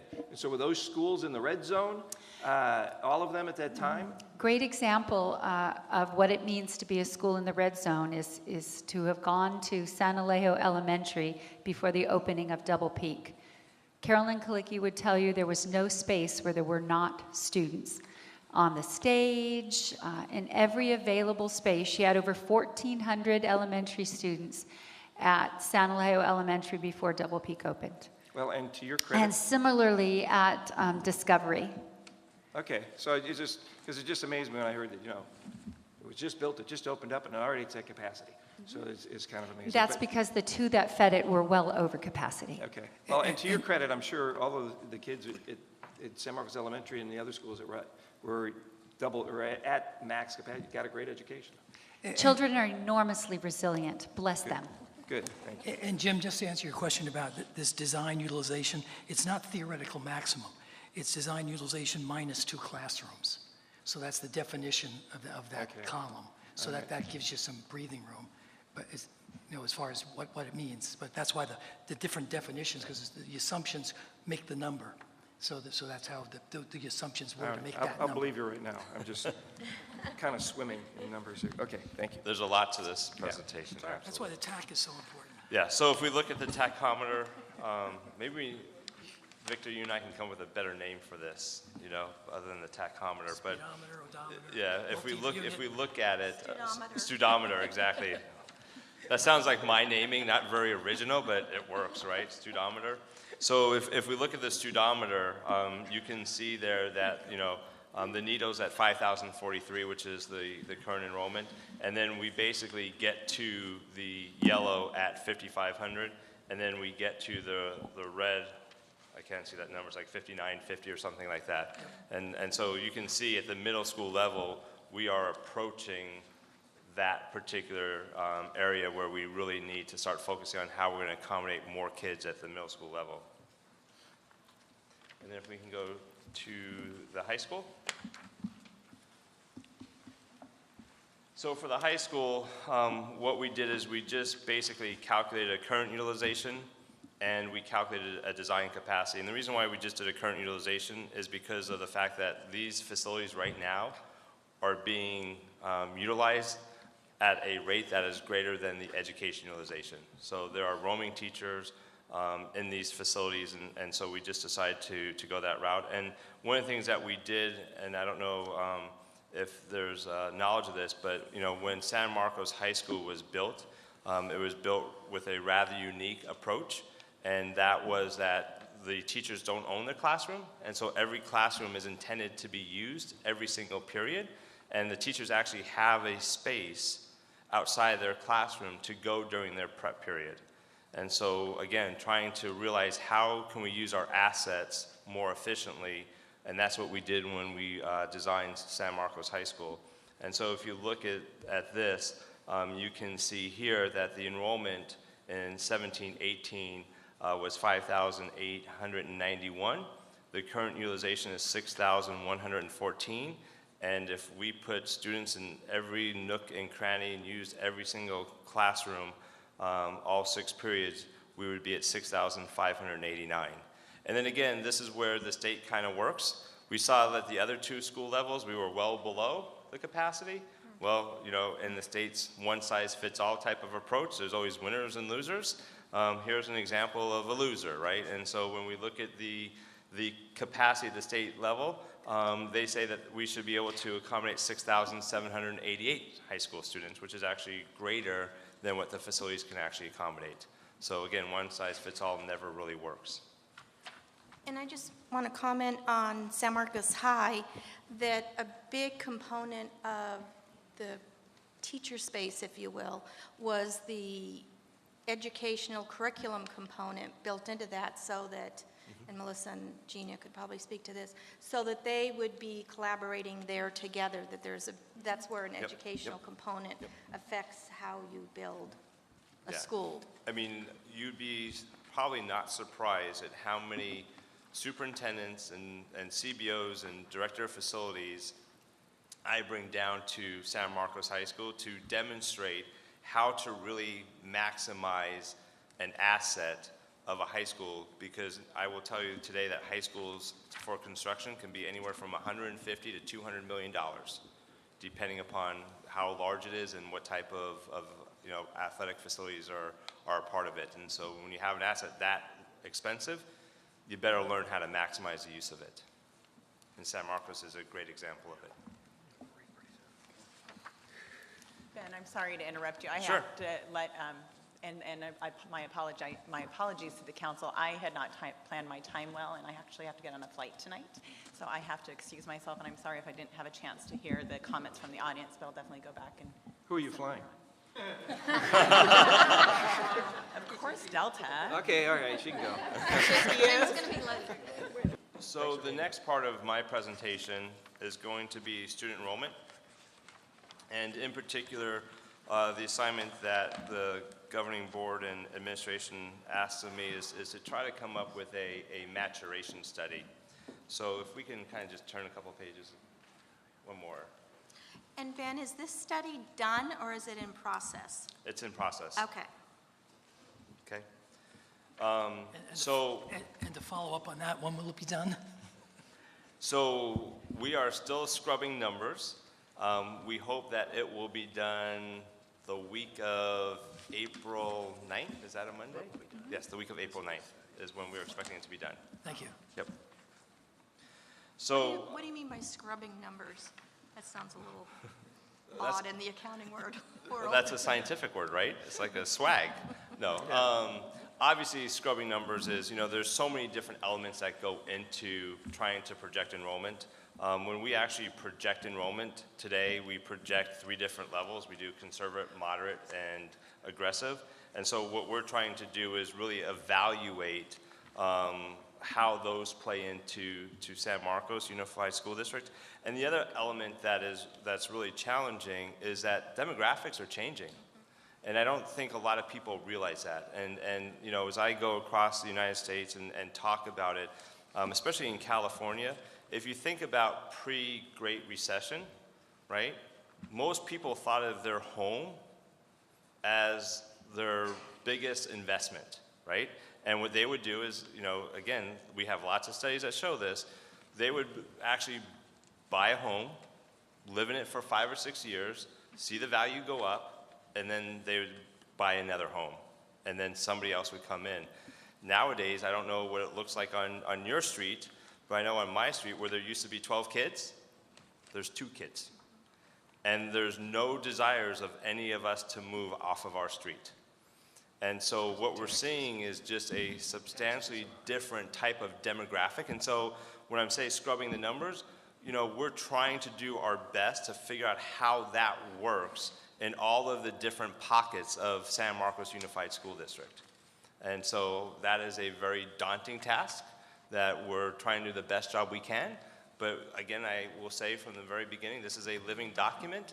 And if I could get that number right, I wouldn't be in front of you. I would be in an island somewhere drinking a Mai Tai because I'd be able to project numbers that well. So again, we hope to have it done, Victor, the week of the 9th, so that way we can share a final version with the governing board. So where are these numbers from? So these are the numbers that we're still in the process of modifying and reviewing. These are the most recent numbers that we've produced that we've shared with Melissa and Mark, but I'm just saying that they are not final. There may be some changes to it as we go through our scrubbing process. Just as illustration, Ben was working on this at 4 o'clock this morning, and he and I were on the conference call at 7:30 this morning, modifying this slide and changing the numbers from just the night before, because we're continuing to look at all of the different things that get included into a maturation analysis and trying to come up with numbers that are the most realistic to provide the governing board and our community the best information possible to make the best decisions possible. At this time. At this time, because it's a living document. Yes. As is our general plan. Correct. That's, and I think I couldn't ask for a better lead-in. Because if you look at this particular slide, what we tried to do is, is been discussed. I mean, the number of units that are going to be built, the general plan, the housing element being updated every 7 years. I mean, we know all these things exist, and so, I will tell you that, how well can I project high school enrollment? I could probably project that pretty well for a number of years. Middle school, a little bit less. Elementary school is even more difficult because, again, it's that runway that I can't see. I don't know what's coming at me. And so, when we do these studies, we contact all the developers, we contact all the cities, and we try to get the best numbers that we can get. And I don't know if there's any developers here. I don't mean to offend you.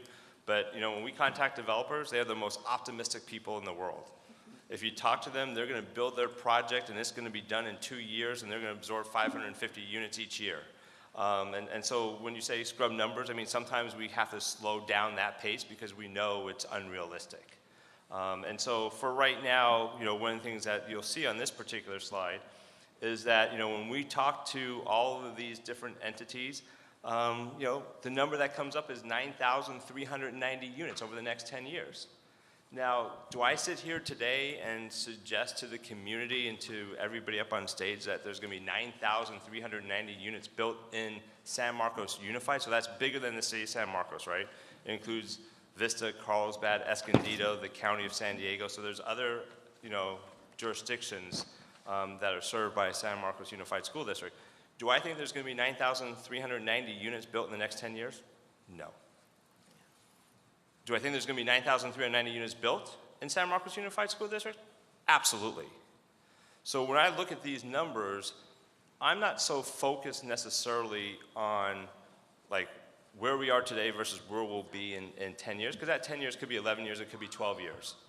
But it's an indicator for planning purposes so we don't get into the yellow, so we don't get into the red as to how to do it. So I would say that these numbers, in my world, are conservative because they may be having units come on faster than what will actually happen, okay?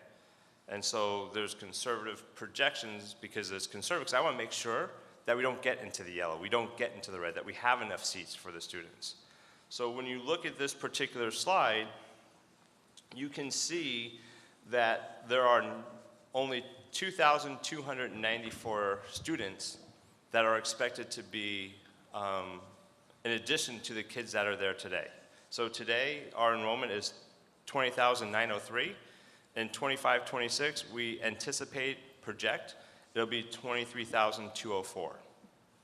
And if you look at this particular slide, and again, this will be coming to the board. There's a lot more information we'll be sharing with you. But the school district has a very large bubble working its way through the system.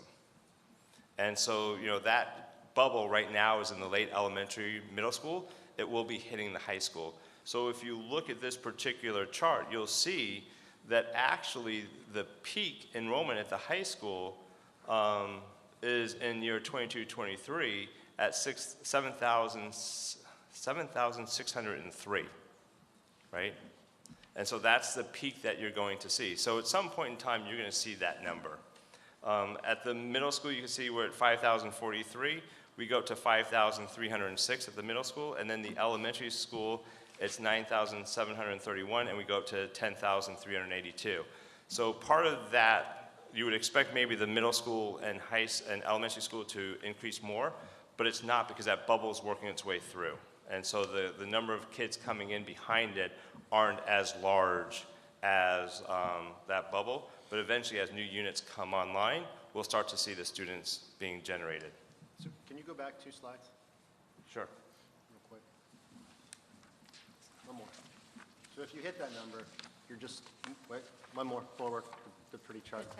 The tachometer, or whatever we decided to call Studometer? it. Studometer. Studometer. Okay, so you've now broke your studometer. Yes. Because your studometer only goes to 7,500 students. We have a new studometer You have for a new this. studometer? Yeah. Yes, it's coming so up. if you could just go one more. So here's the studometer at the elementary school level. So you can see that at the elementary school level, we should be okay for the next 10 years. Now, obviously, we need to evaluate where these development projects are coming in, how they're impacting those particular schools. So on aggregate, we're okay, but we need to be a little bit more conscious about where exactly development is and whether or not there will be a neighborhood elementary school needed. One other thing on these particular comparison that is important is school districts are required to educate students as early as 3 years old if they've been identified as needing special education services. Today we have about 175 of those students today. There's no way of being able to project the number of SPED preschool students that you will have in future years. The reason why I say that is in the studometer on the left, it includes the SPED preschool today that we have. But there is no projections for SPED preschool in the chart on the right, because there's no way to be able to project the number of students, but it is something that we need to be mindful of. We need to maintain capacity for SPED preschool because we know we will have some. But there's no way to be able to mathematically project how many. So I just wanted to, for transparency purposes. Yeah, and I would comment based on the discussion earlier with San Marcos being what it is, there's a high probability that more of these students will come into the district because of the services that they can provide.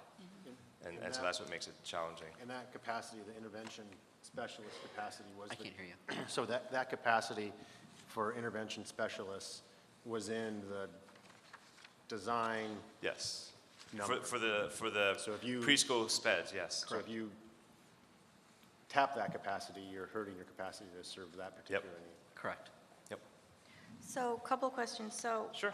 Or comment. So, this study is really key because they can figure out, the school board can, and Melissa and Mark, can figure out what they can do in the next few years to get them by before they expend money that they have to be extra careful with. And then the other question is, Mark, is this, do they use your, you have a 5-year spreadsheet that you gave us last summer. Right.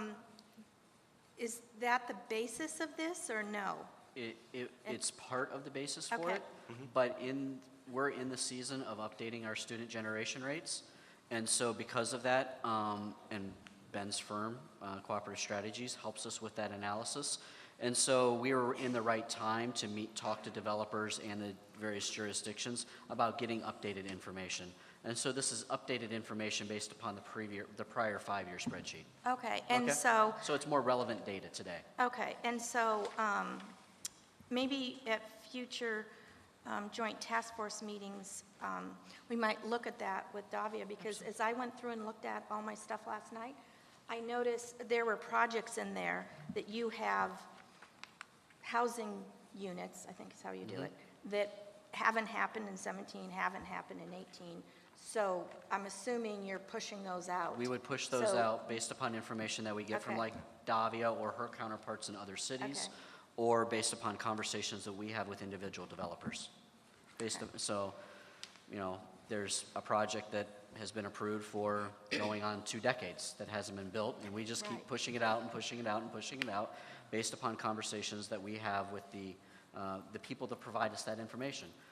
As is the case in this type of world, as is anything, the information is as good as what we receive. And I just want to clarify, because Mark and I talked about this previously, that if somebody doesn't respond to the questionnaire, that you are going to reach out to them to get verbal, because one of the people that didn't respond was pretty easy to get a hold of, and so, and there was never contact made. So I just want to make sure that those that you send out, that you get responses from them. Absolutely. And I guess again on these tachometers, these are if nothing is built. Again, this is just a snapshot of what we have right now, and nothing gets built between now and, I guess, 25, 26. Is that Nothing correct? meaning new school facilities, No correct. school facilities, no new school facilities being built. Okay. Correct. Or changes to ideas they have for, Right. to, Okay. So it looks like Create elementary schools are going to capacity. survive.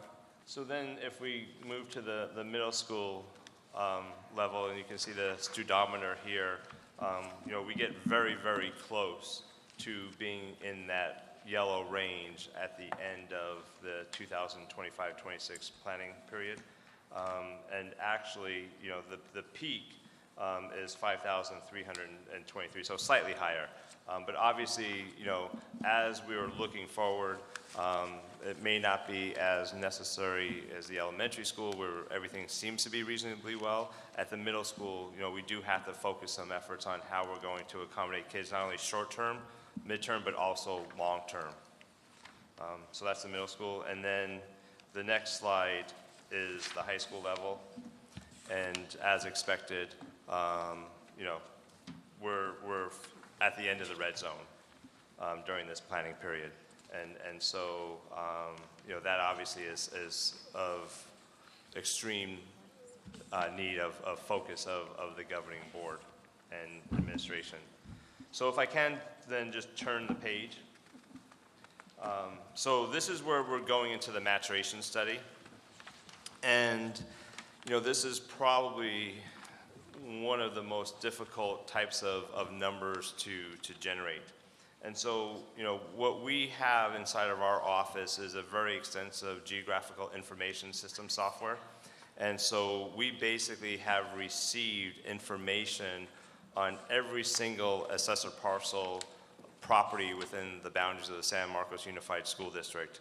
And so after we went through those parcels, we were able to identify roughly 2,200 acres of land that is available, that is not owned by some type of public entity or conservatory because it's of, you know, environmental mitigation land or something of that nature. So there's about 2,200 acres of land within the San Marcos Unified School District that could potentially one day be developed.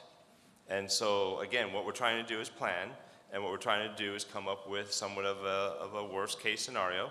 And so when we look at those 2,200 units, we recognize that a lot of those are hillsides and things of that nature.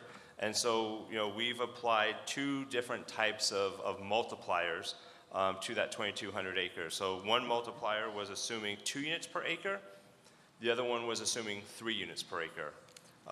You know, we could assume 4 units per acre. And so those will be some of the things that we will continue to look at while we're scrubbing the data over the next week and a half. But what you can see, obviously, is that as this property potentially develops, it's going to produce more kids. So if you can turn.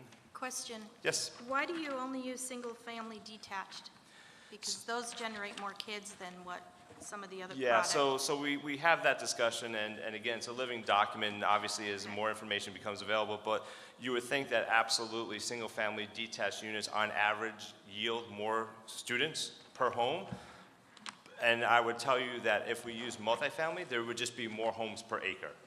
And so while it produces less kids, there'd be more units. And so it's just a matter of, you know, what's easiest for everybody to understand. And it is hillside, so we just use 2 to 3 units. But again, if we wanted to, we could use 8 units per acre for more of a multifamily type of or development, or 10 units per acre. And the student generation rate would be less, but there'd be more kids coming out of it. So I have a question. Sure. How does that tie to the general plan, and why isn't the basis of this the city's general plan? Because the general plan is always being changed, and we have to do some type of worst case scenario. So this is sort of a stress test analysis. Exactly. It would, And it's not just San Marcos, Well, no, this I is the understand, entire. Yeah. but Vista and Carlsbad have general plans as Yep. well. So I mean, you know, I would also say this is a good analysis based upon some of the things that Jack talked about earlier that the city may be facing in regards to more pressures to construct more, whether you want to or not. And so this provides a good stress analysis in regards to if someone sees all of this acreage available, and we know that we have to do the state says you have to develop it, it provides a very conservative stress analysis that if we were to do something like this, if something like this were to materialize, could our existing facilities be able to handle this type of a stress level? That's what this is designed to be able to look at. And again, it's not just within the city, it's also Escondido, County, and Vista as well. I take umbrage to say that the general plan's always being changed. It is not. We can change it 4 times a year max, and we don't do it willy-nilly. We do it, and because it is also a living document, Right. and is both general and a plan. It's not in concrete either. So to say the statement of it's always being changed is not true. I have one other thing I'd like to say about that too. It says here, and on the hillsides, so in San Marcos, we have the Ridgeline Protection Ordinance. Those hillsides cannot be built on because we found it very important for us to protect those ridge lines. So to say that it would be on the hillsides as well, I don't Again, think I that's think true. I think we're making general statements here. I mean, if you want, I can show you the map. And I didn't mean to say that the general plan is being changed on a daily basis, but it is being changed periodically. I think your word was continually. Well, it's been 6 years, right? Well, And we're allowed to change it because it's not. yes. in So stone. just to give you an idea, because again, you brought up 6 years, for a school district to build a high school, if they were to start today, it would probably take them 5 years before they open up that high school. So, 6 years is not a very long time in the world of school facilities, because that could just be one high school being planned during that 6-year period. So, And dealing with the stress test concept, even if you go from 2 units per acre to 3, you're only talking about 200 additional students. Right. So, I mean, just to give it yeah, ballpark. again, it's just to give everybody an understanding. I think stress test was a proper term.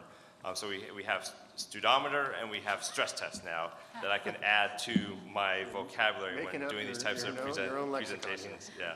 Sorry. Ben, I have a question. Sure. Since we're stuck here, I might as well ask it now. When was and this might be more for the governing board, when was the last maturation study done, and how often does the state advise to do this kind of study? There's no advice in regards to do it any particular interval to this level of detail. We do periodically do enrollment projections out. Normally those go out about 7 years. What you're seeing in front of you this evening, which you'll see on the next slide, is a hypothetical stress test that could go all the way out to 2042. This is some very detailed information, and it is intended to be just a stress test. We're not trying to say this is going to happen. It's just a hypothetical stress test if this assumption were to happen, and could our facilities accommodate, our existing facilities today accommodate it? Okay. Because on the California State Education website, it talks about doing these studies, how often, how to do them, how to implement them. So I thought it was more of a, Not this particular, not to this length of detail. it's pretty detailed. Yeah. I just wanted to add that I remember, Ben, at one of my very first school board meetings, that you came and you were talking to us about school needs, facility needs, and you made the statement, just as we're like in the throes of rebuilding San Marcos High School, that another district, you would say you wouldn't need any additional facilities, or you wouldn't need another high school, because you would kind of ride a wave of growth, and then there would be some decline, and the facility would not be stressed. And I remember very specifically at that time, you told us you would say, even back then, that we would need another high school. And we all took a big gulp of air because we were not even done with San Marcos High School, and we had just passed the bond. And maybe to answer your question, so, as a consultant, we can only do too much, or so much, I'm sorry. We can only do so much. I'm sure you would do this every year if they would pay for it. I will tell you that one of the things that we're trying to do is educate the boards that we work with, because again, one of the things that we're very concerned about, just in general, is that, you know, there's only so much in taxes people are going to pay. And unfortunately, when we talk about infrastructure, right, and I'm just not talking about water, sewer, streets, I'm talking about schools, right, there's only so much that people will pay. And so the question really becomes, how do you use your existing assets better? And how do you make sure that when you look long-term, that you really need that particular asset, or is it just a bubble that's working its way through the system, and there may be other ways of alleviating the need to build a new facility, such as going multi-track year-round education like, you know, was once done in San Marcos to catch up. So those are the things that we're trying to do with our clients because, again, we think this maturation study is very informative and helpful. Well, on that note, why don't we take a short break? And Perfect. then we'll be back in 5 minutes, please. Thanks.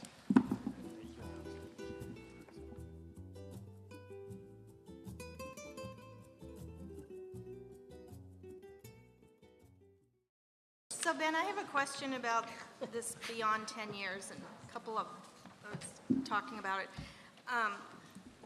If I'm a school board member, You were. Time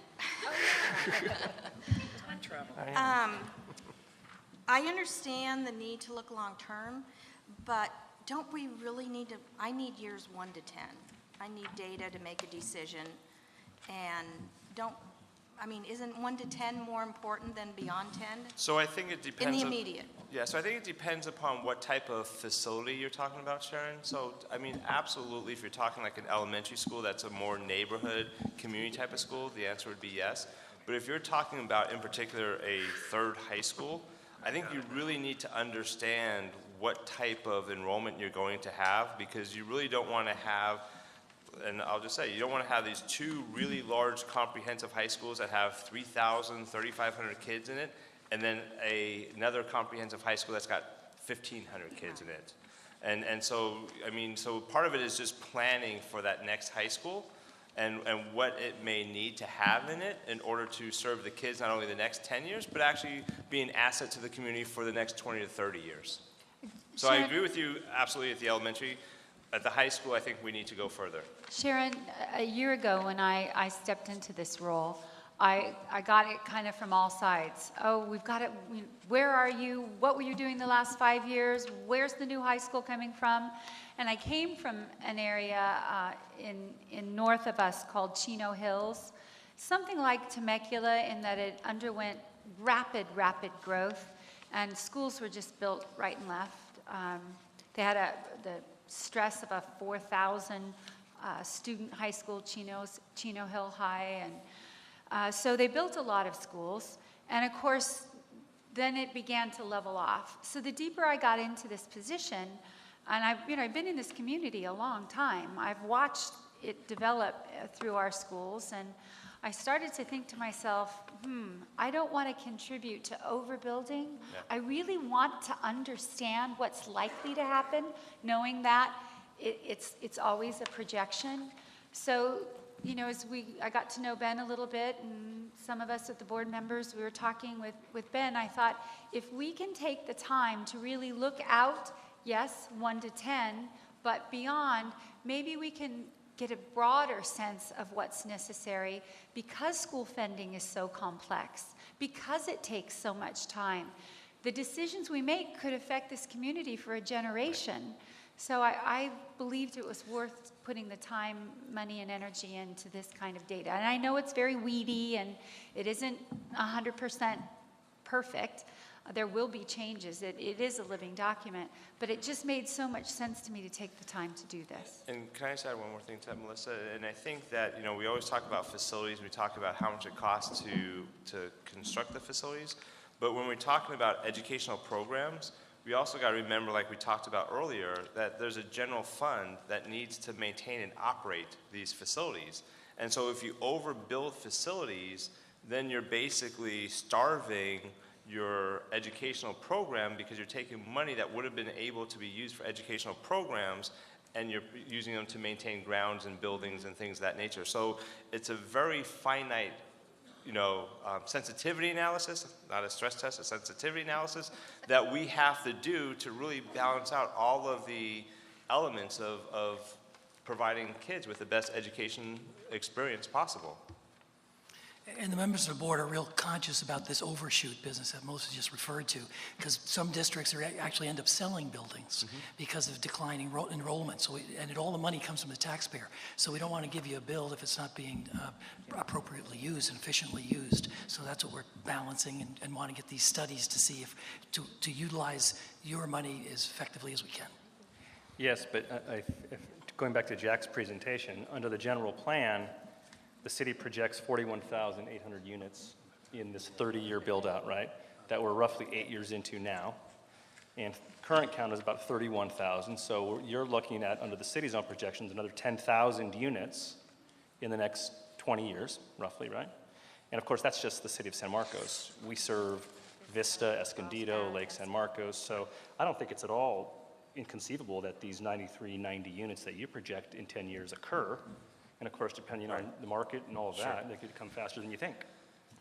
So I promised Jim I would be done in 3 minutes. I've probably taken 2.5 of those 3 minutes. So if I can just have everybody look at the next slide. And so what we did for the maturation study is we also did the studometers.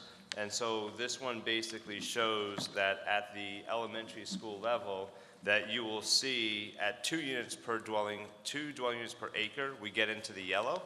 And at 3 dwelling units per acre, we get into the red.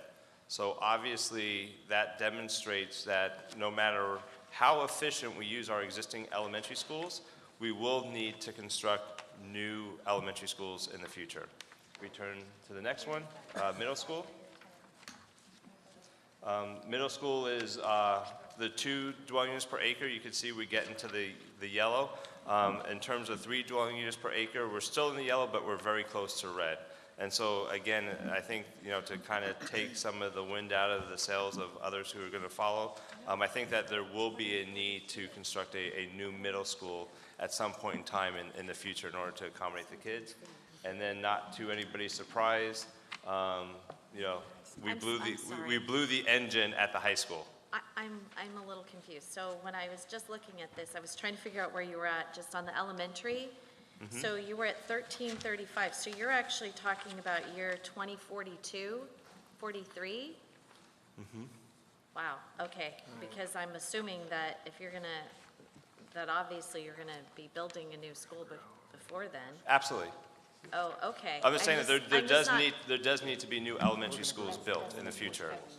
Okay, all right. How long does that take? Yep. Okay, I just feel like. I'm sorry, I'm trying to move a little bit more quickly so Jim can. So we've determined we're going to grow and we're going to need more schools. Correct. Thank you. All Okay. right. That's a long, that's a long time from now.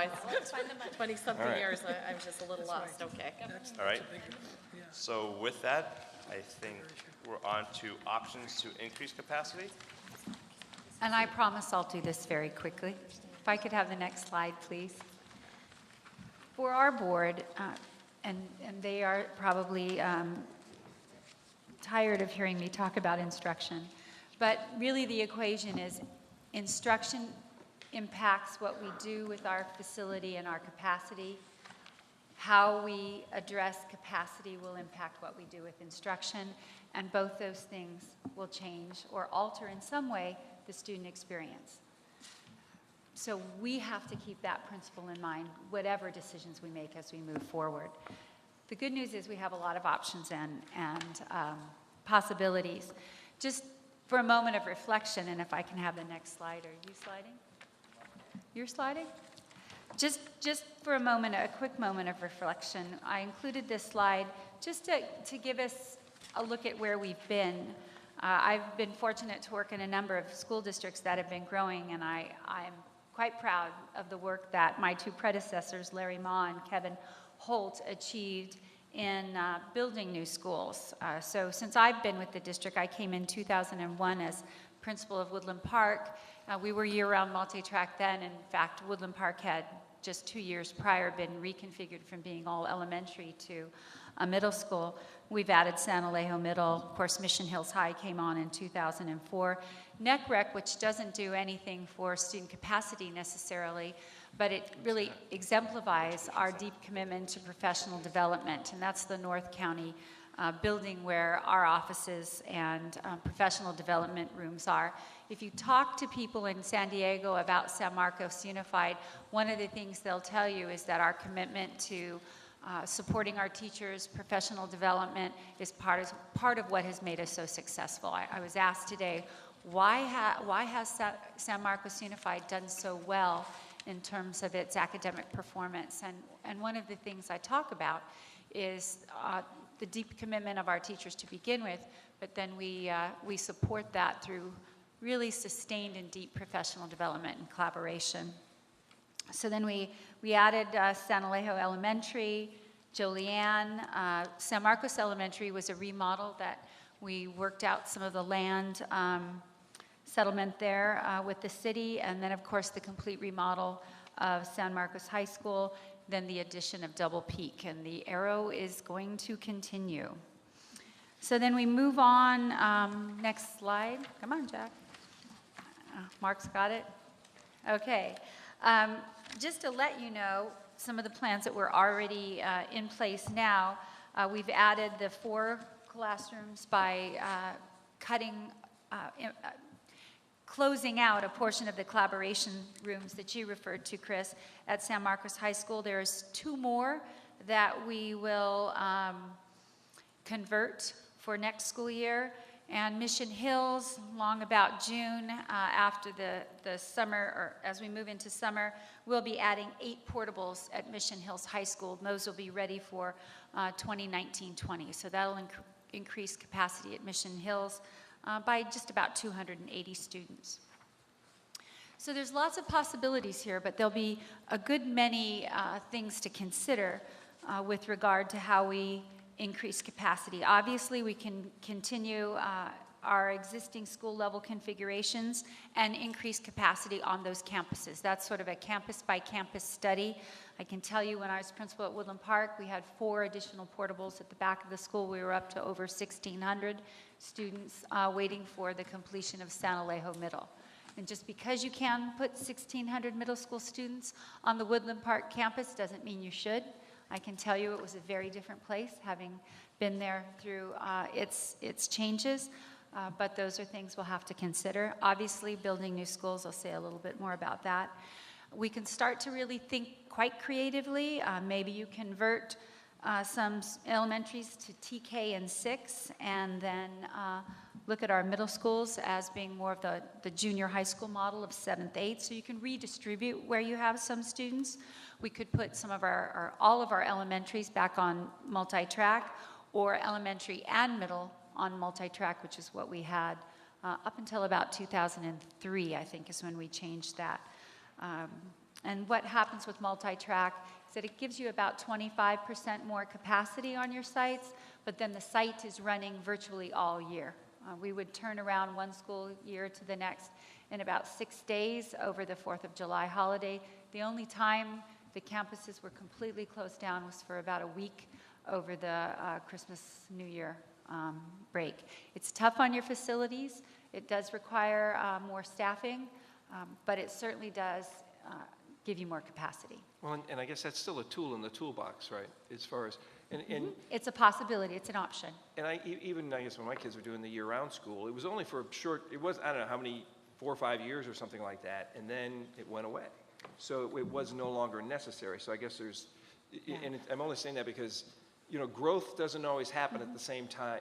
Growth in the city and opportunities in the economy doesn't always happen at the same time the schools have school money to build. Exactly. So there's going to be some times when those are tools you don't really want to have to use, but they're there and available just because the alignment of everything doesn't always happen. And I like the expression that tools, and these are different solutions we have that we'll have to consider. And there are many more than this. We've been talking about, from an instructional standpoint, one of the issues we're going to face at our high schools is we're not going to have enough science classrooms to meet the demand for our students. So we're going to have to think about using our science labs differently. So maybe the science lab classroom is used by 2 different teachers across the week, and they do core instruction in one classroom and then share the lab and schedule their labs. I was speaking with Tiffany this week. I had an idea whether or not we could, in effect, go sort of year-round with the high school, and how can we use the 9 weeks we typically have at the summer to perhaps offer more science classes then. So a student might take, imagine forensic science, and load up 4 or 5 weeks of their summer, go to 4 hours a day, really get deep into forensic science or whatever the science course is, and then not take science during the regular school year. That would give us more capacity in our science classrooms, and then that student might, say, go do an internship or something like that. So we've even talked about staggered schedules at the high school. Mostly 11th and 12th graders typically take about 4 periods a day instead of 5 and 6. So you might schedule those students earlier in the day, get them off campus sooner, and that allows you to have more space for your freshmen and your sophomores. So we're going to have to think about, I like the way Ben talks about using the schools, thinking about these classrooms as assets, and how do we maximize their use. Maybe not every kid goes to school from 8 to 3.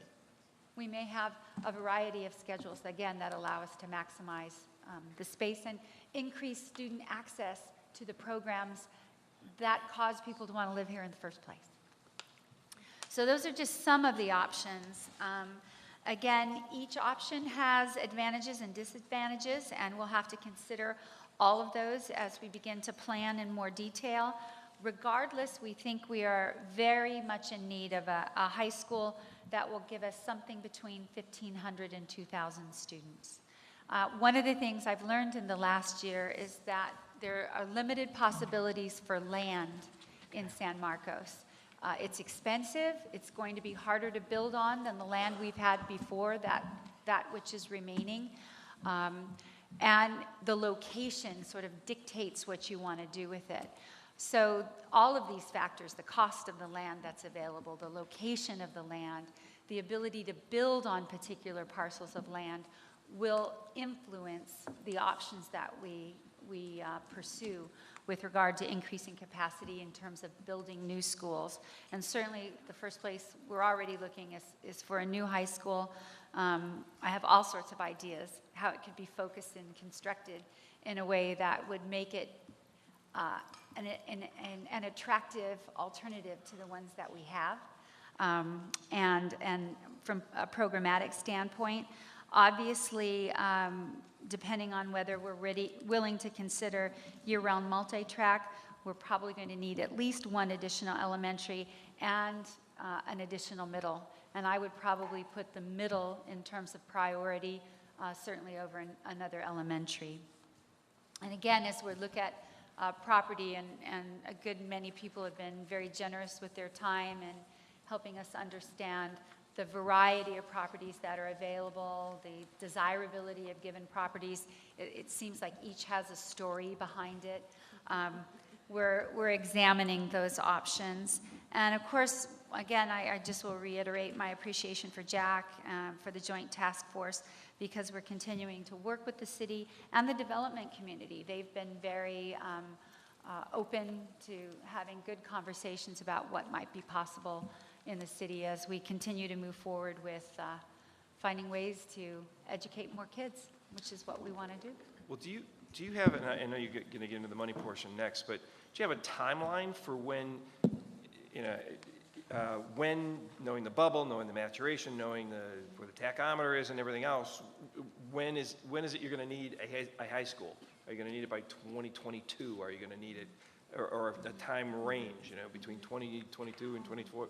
I don't know. And same thing with Whoever said elementary. now, I would agree. Because it is going to take time to secure the land. Oh, yeah. I'm Mark's just saying about it- to talk about yeah. funding. We have to move as quickly as we can. We're looking at some promising prospects on land.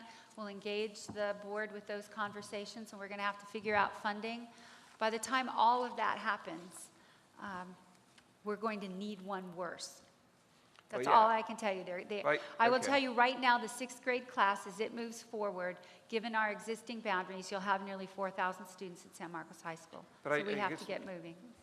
In a perfect world, I guess, in knowing what your rates are and everything now to match up with the information we received already, when is it, I guess, would it be ideal to have either a new middle school or a new high school or something like that? Has that been projected? I know it all depends on money and land and everything else, but is there, Well, I haven't gotten to live in the ideal world, but if you can get me an invitation there, I'll take it. But I think most certainly within Well, 3 to I'm not 4 saying- years, we want to have another high school that will help us. Otherwise, the 2 high schools we have will be pressed more than we want them to be. Certainly, there's things we can do, as I just discussed, alternating schedules, thinking about how we can do more for kids in the summer and maximize the use of the facilities we have. And we will do all of those things. I don't believe we have a choice. And I think the options will be good for kids to provide alternative ways to achieve their graduation requirements. But most certainly, we want to see a new high school within 3 to 4 years. so within 3 to 4 years for a new high school? To purchase the land or a new high school? In an ideal world, we would want to have a building done because we're going to have very, very big high schools. Well, we just did a boundary change, as everybody in this room knows. And under that analysis, both our high schools exceeded 100%, like in 3 years. And so in an ideal world, we would want a new school as they exceeded 100%. Okay. So in a perfect situation, we'd be opening the doors to a brand new high school in 3 years. Okay. And then how But that's not going to happen, So- obviously. I don't think that's going to happen. Okay. The financing alone will be quite a challenge. So I have a question on that. I recall a conversation about utilizing some classroom space at Palomar College. What is the status of that? We Kevin had a dream of having a middle college that would put a campus on Palomar. We've had some meetings. They really don't have a facility or classrooms for us. When we really sat down and started to craft a plan, their notion was that we would use classrooms when they were vacant from college students. That really doesn't fit the model of a middle college. So until they're really willing to work with us on facilities, we'd either be building something on their property and they don't have anything for us. I think it's a wonderful idea. I believe in the middle college concept, the idea that juniors and seniors could be taking classes. We had talked about the possibility of portables on their parking lot and that sort of thing, but they really were not in position to offer us any space that would allow us to have the kind of program that I think would be in our students' best interest. Now, that may change, Yeah, but that's where we were at. And the other piece to that is that the middle college really should only be for around 200 or so students. Yeah, it's a small not going to number. solve this piece of it. If we need another 2,000, we need to house 2,000 students, housing them at Palomar isn't going to do it.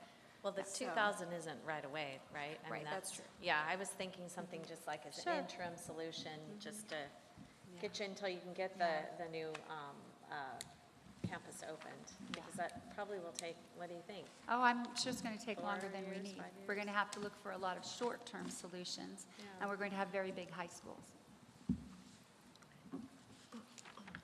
Mark's going to talk about money. Of course, what else would Mark talk about? We've been talking about facilities and capacity and all kinds of things, but tonight I'm talking about where does the money come from in regards to school construction.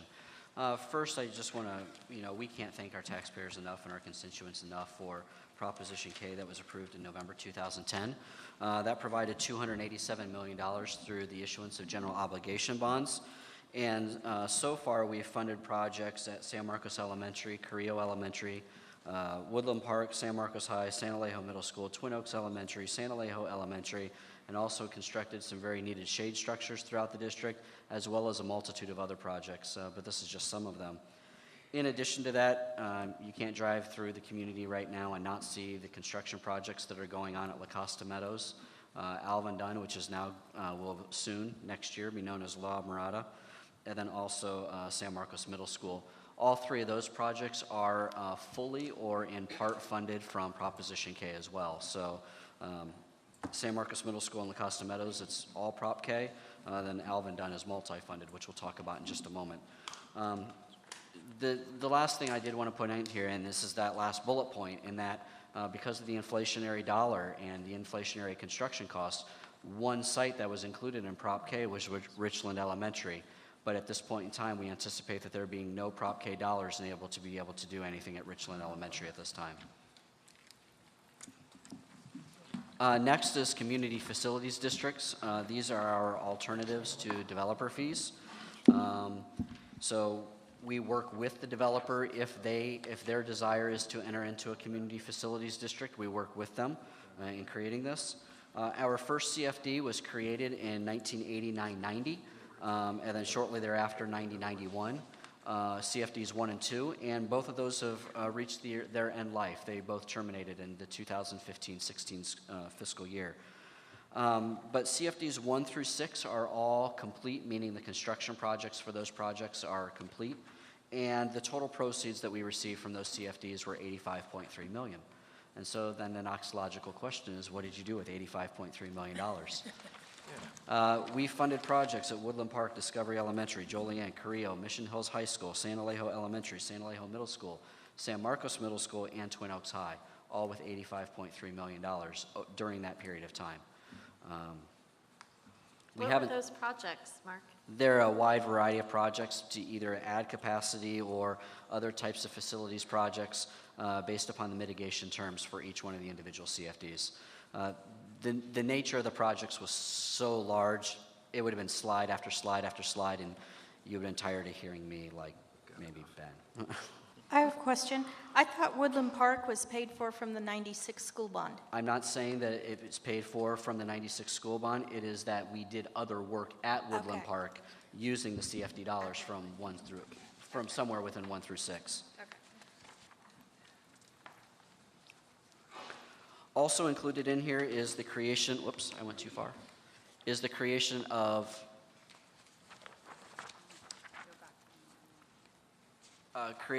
new CFDs. So far we have created last school year, in the 16-17 school year, we created CFD number 7. That was for the Brookfield, the first phase of the Brookfield Rancho Tesoro. CFD number 8 is the Brookfield MU4 project that we have an MOU in place for that project. CFD 10 was for the Corner at Two Oaks project, and CFD number 11 will be the Vista Palomar project. What happened with CFD number 9? That was originally going to be the Vista Palomar project, and we discovered two governing board meetings in, that we were informed that the owner of the property sold part of the property to another developer. That requires us to start the CFD process all over again. And so we will start meeting number 1 for CFD number 11 at the May board meeting. And so we will have that one completed by July 2018.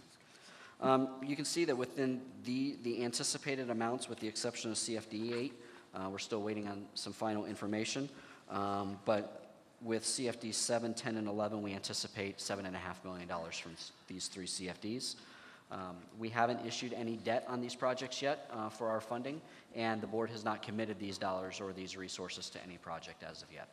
So you've got the total of 85.3 plus the 7? Or Well, the 85.3 has already been spent. It's already been spent, okay. So right now, we anticipate 7.5 in the near future. When the governing board authorizes me to work with Ben and to go out and issue debt on these individual projects. Okay.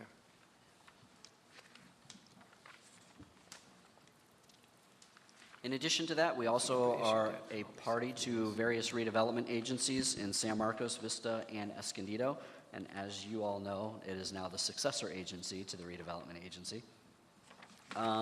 Through these redevelopment agencies, the district has received tax revenues which have been committed for financial projects or facilities projects throughout the district. Most recently, the redevelopment agency proceeds we've received have paid for the construction of San Alejo Elementary, San Alejo Middle School, Double Peak School, and some of those resources are being used for the Alvin Dunn project that is currently happening.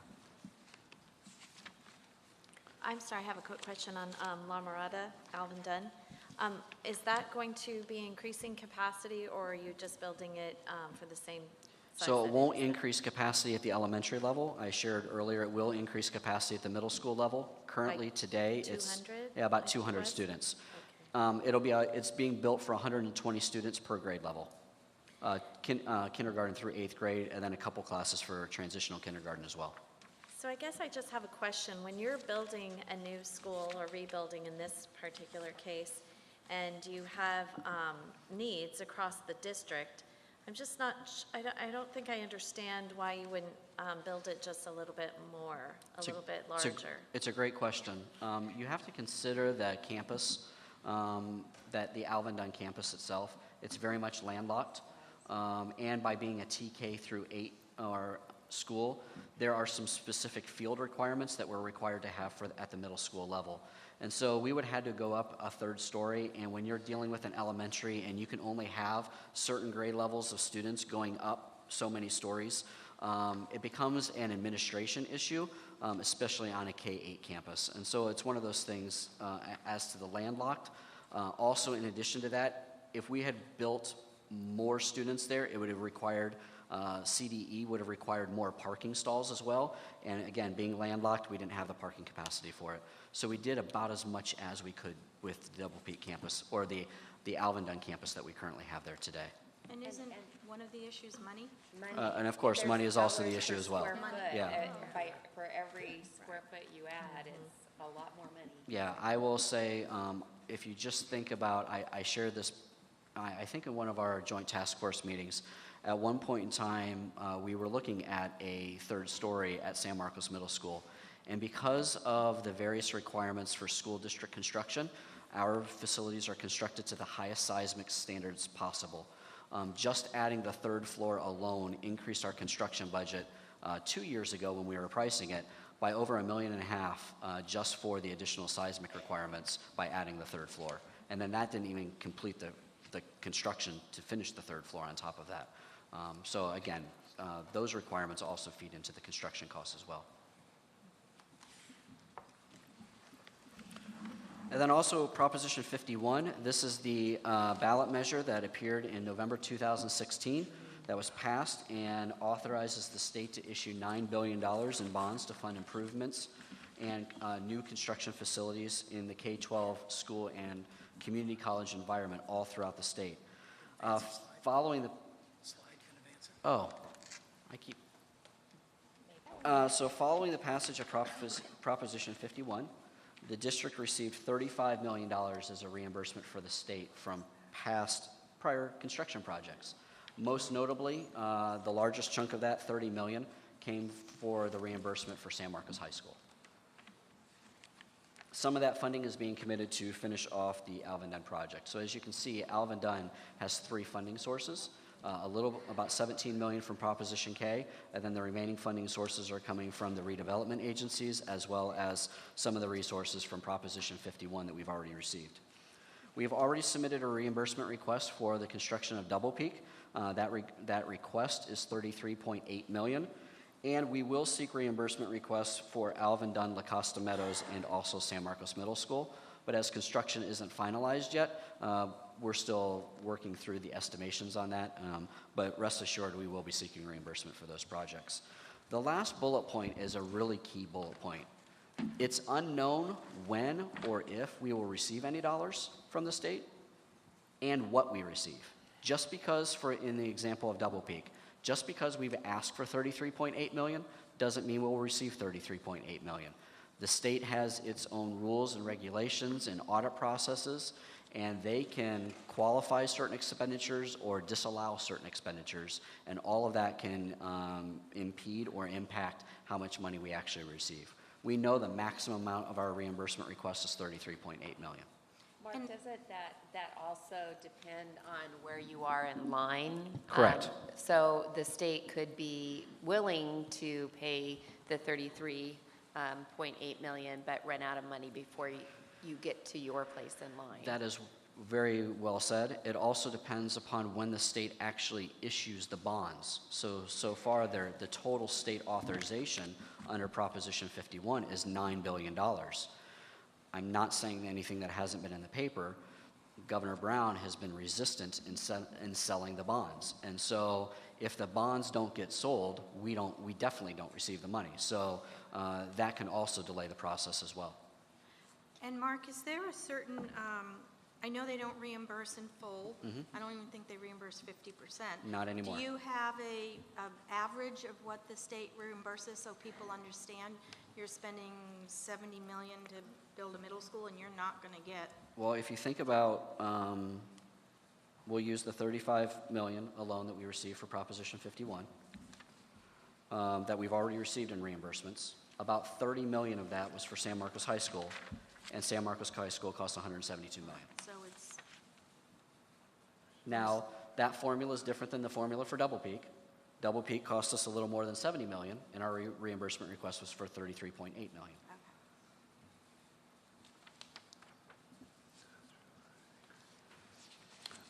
One of the things that I've heard is being in the community and listening and going to a lot of meetings is, well, what about the general fund? Can the general fund help you out or not? So don't want to spend a lot of time on the general fund, but I do want to remind that it is our main operating fund. That's how we pay for our normal day-to-day operations. The primary revenue comes from the local control funding formula. That's the calculation that is used on how we receive the bulk of our resources. And our biggest expense, not surprisingly, is salaries and benefits for the employees that we hire.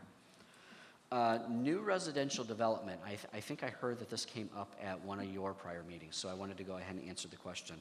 New residential development does provide an increase in revenues to the general fund if the development results in an increased number of students attending our school. So we receive funding based upon the number of students that come to our school and only when they actually attend school. So if we had 10,000 students, we have more than 10,000, but let's say we had 10,000 students, and they were only averaging a 50% attendance rate. We would only receive funding for 5,000 students because we only get funding when they actually attend school. So residential development does increase our funding only when new students are generated. It's very important to note that our residential development does not increase in funding as the result of an increase in property taxes. So you can't, I know you all have a printed out copy in front of you, but I'm going to ask you if you can look at the slide because this will explain it very clearly. The blue bar on the slide is a hypothetical reference into how much funding we may receive through the local control funding formula. Under Proposition 13, any local property taxes from our taxpayers from Proposition 13 fills in part of that bar, and then the state fills in the rest of it. So what happens when there is new development? What happens to those existing property tax dollars? It just decreases the amount of money that we get from the state. It does not provide any additional funding to the school district. The only way it would provide more is if that increase in Prop 13 tax revenues completely filled up all of the state's obligation, then we would be known as what is a basic aid district. That is the only time that local property taxes would provide more funding to our general fund. So again, I know I heard that it came up in a prior council meeting and in various meetings that you may have been in, so I just wanted to provide a very quick tutorial on this. Okay, I have a quick question on that. So Yep. you have a piece of property, that doesn't make sense to me, so I just have to This have is you- state funding, a lot of it doesn't make sense. So when we're, well, I agree. So you have a piece of property and there's a lot. The lot is worth roughly $100,000. So then it's developed, it becomes a home, it's now worth $500,000. So I'm not understanding how there's no difference in the tax. The tax amount changes, but Right. in the graph on the screen, that just fills in on the graph on the right, that fills in the blue bar. So it means we get more local Prop 13 tax dollars and we get less from the state because they're not they have less to contribute to the school district. I see what you're saying. Okay? Okay, all right. It just didn't sound right, but I was just checking. It's one of the weird nuances of how school districts are funded. And this is one of only a few.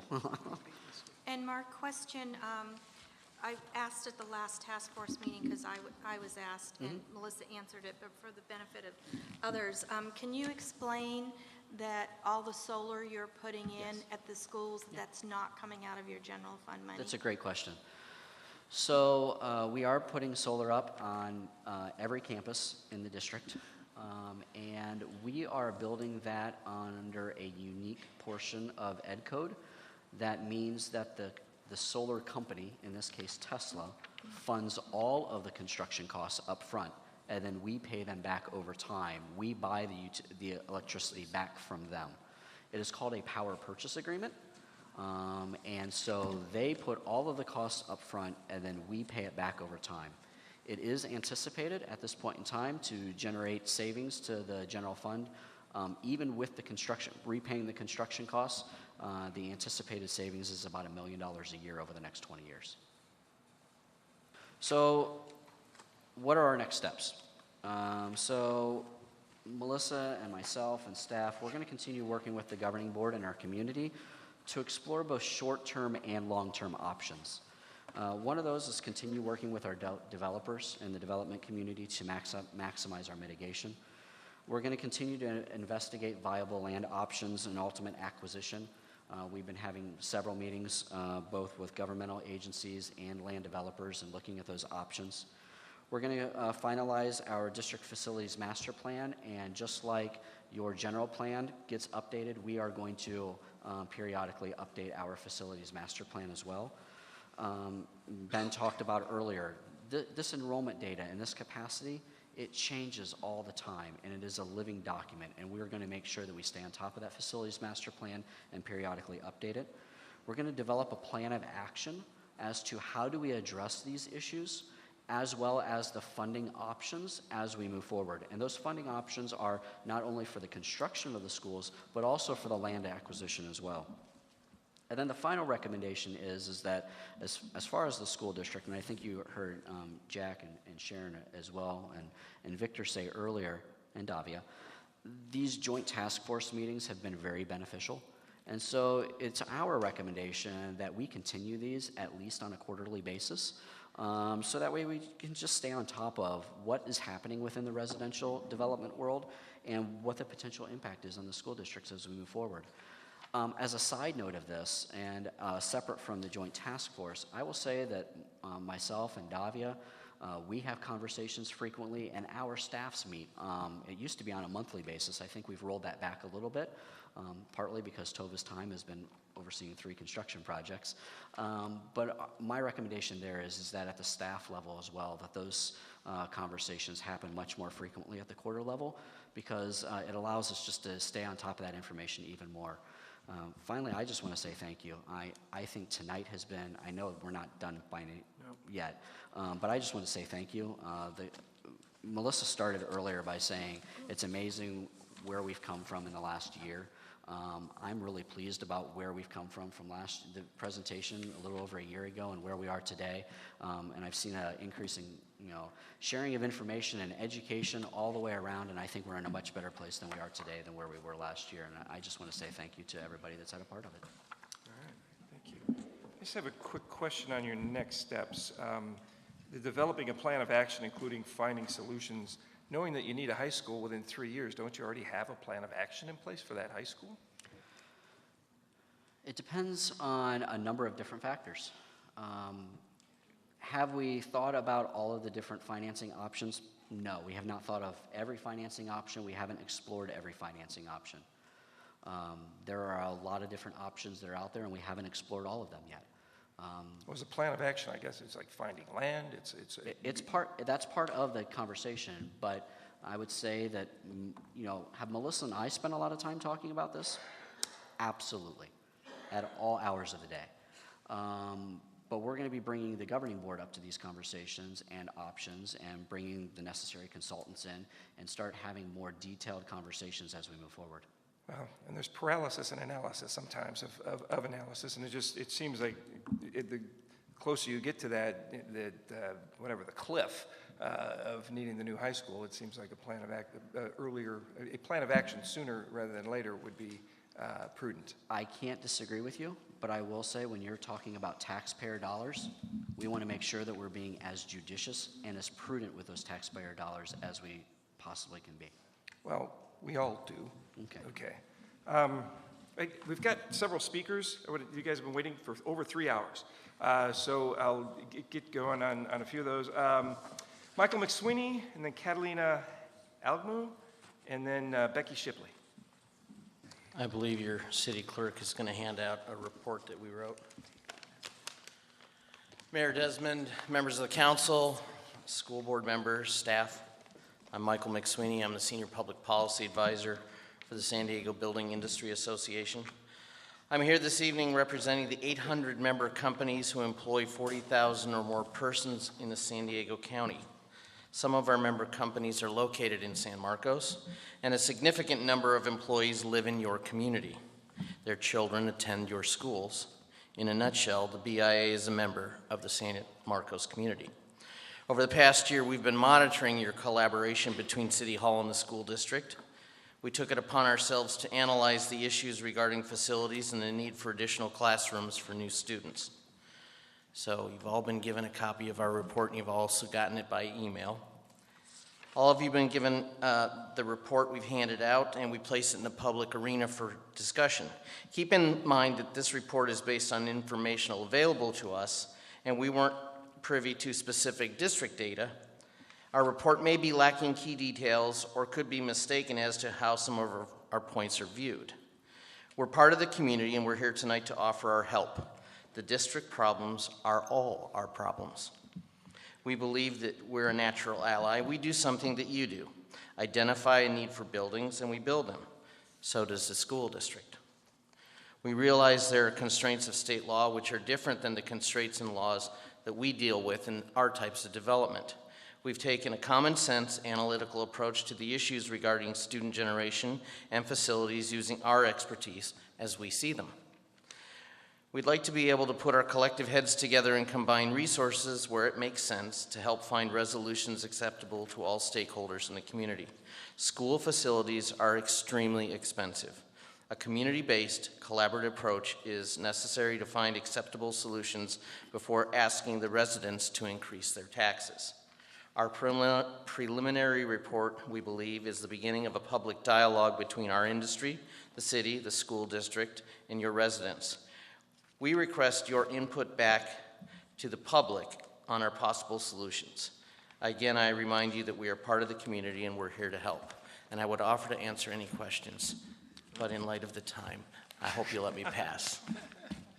All right, thank you, Mike. Thanks, Mike.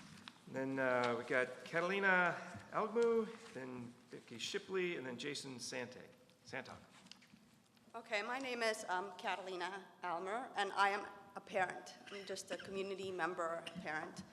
And I wanted to thank you for having this meeting because it's very informative. It helps us communicate. It helps us understand the process that you're going through. And I really do understand the school is under a budget crisis. And I've been attending a lot of the city council meetings, and I'm having a big problem understanding the developments that keep getting approved. And so I've made it my job to come to these meetings to actually inform myself as to how this happens. I don't understand who actually comes up with the new student number per development when we have such an overcrowding and impacted school district. Teachers with classrooms with 25 to 40 students is not unheard of.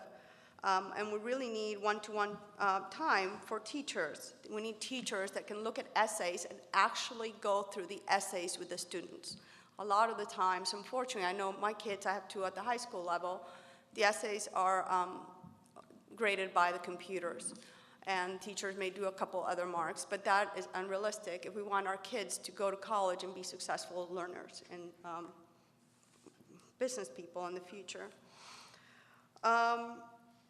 We need safety at our schools. We need passing period at the high school is incredible. San Marcos High School, it's just kind of, it's really scary. We need more mental health professionals. And I don't think we have enough social workers per student, and that is because of your budgetary crisis.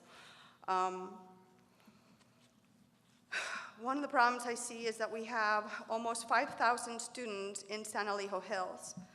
And in the 4 years ago, we had those fires. I know you heard me say this. I still don't understand how we evacuate about 5,000 students, so many of them being so young. None of them are high school students. If we have a fire in San Alejo Hills, they cannot walk to safety. It is impossible, yet we are surrounded by hills and wilderness. The education system is going to have 88 layoffs, whether or not they happen. If the teachers retire, still 88 jobs are lost, which means that we were going to have higher ratios, and that is not enough for our student development. So who comes up with the new students per number for the new developments? I really don't know, but it seems to be wholly inaccurate when you think that 220 homes will only have 64 students in the classrooms.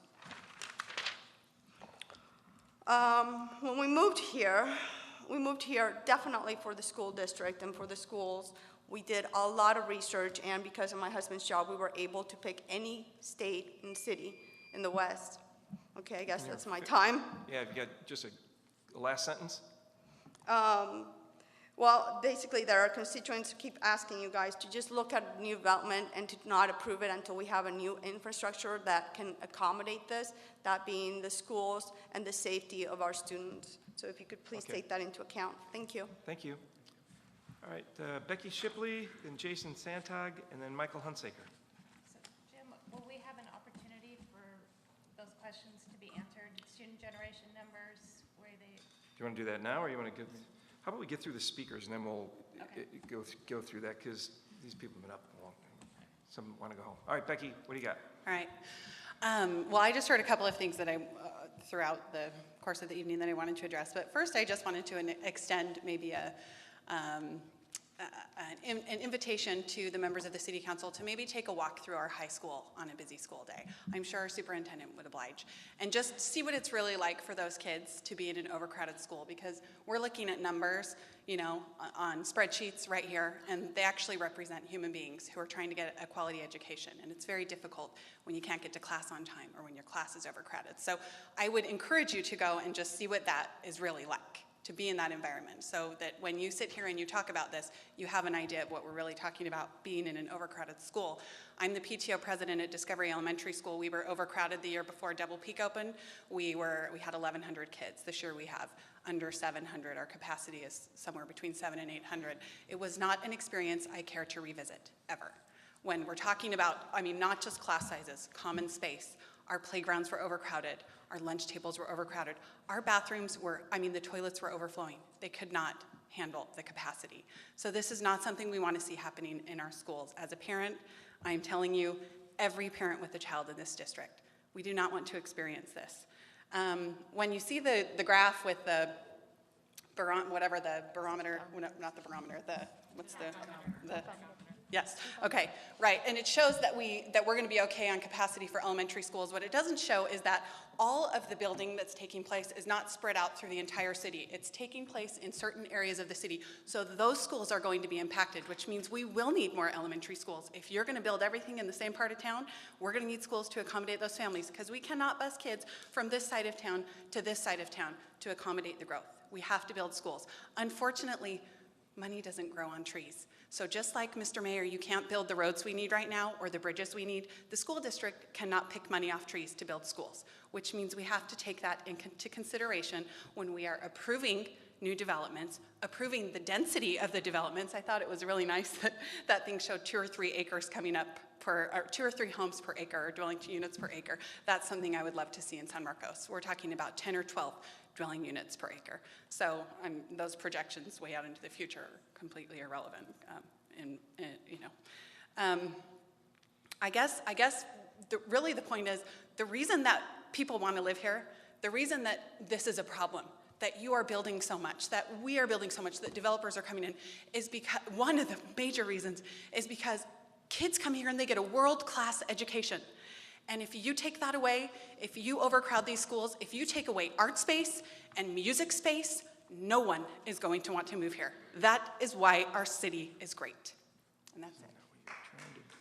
It's now hold off on the applause, folks, because there's other points of view, and we don't want to intimidate other people's ability to speak. Jason Santag, Michael Hunsaker, and then Tara Bennett, please. Good evening. My name is Jason Santos. Sorry. And I'm a resident of San Marcos. I attended the city council hearing the other night, and I heard a lot of discussion around school district facilities. I wasn't clear why the school facility issue was even being discussed at a city council hearing. It is my interpretation that it is the school district's responsibility to plan for their own facilities.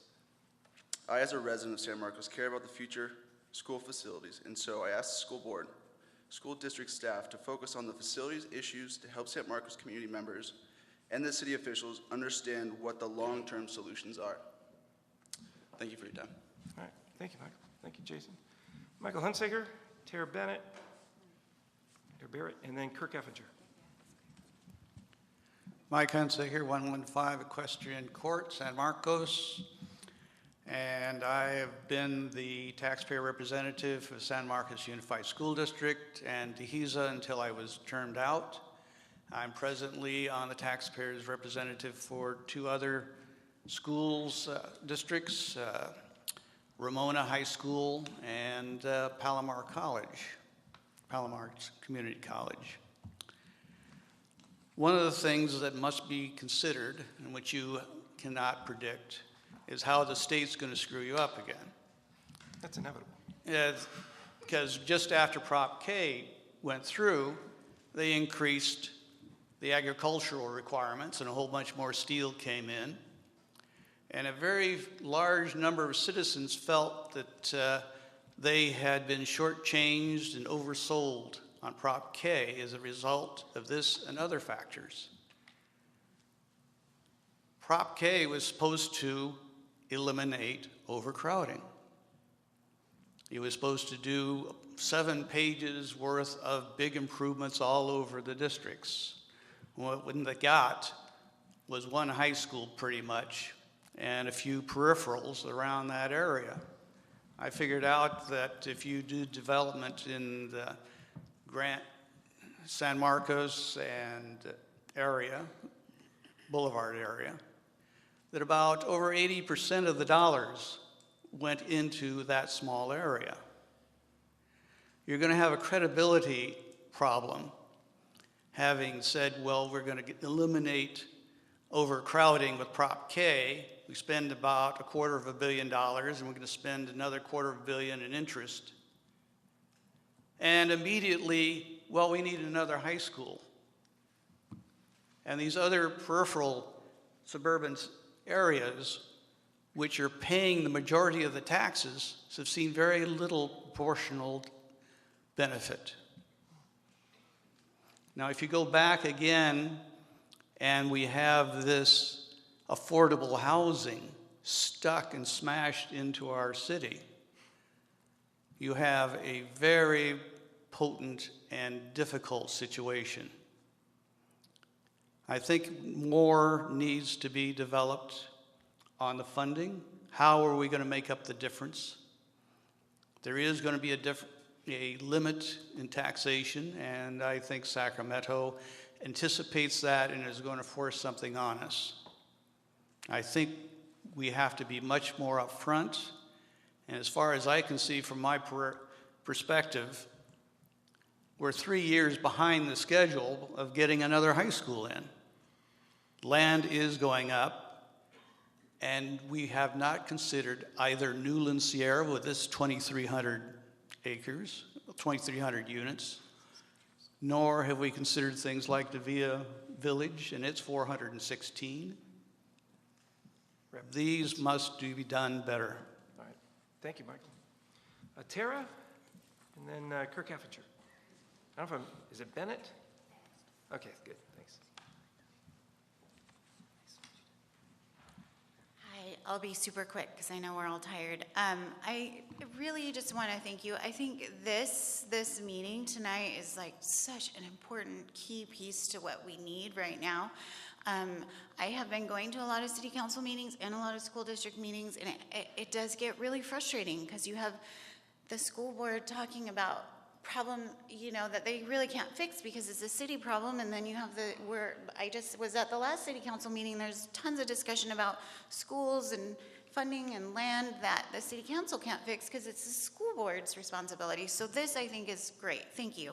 I just want to reiterate that I think with this presentation tonight and what some of the city council members are hearing, we've been, as parents with kids in the school district, kind of just spouting time and time and time again. It's just that our schools are too full.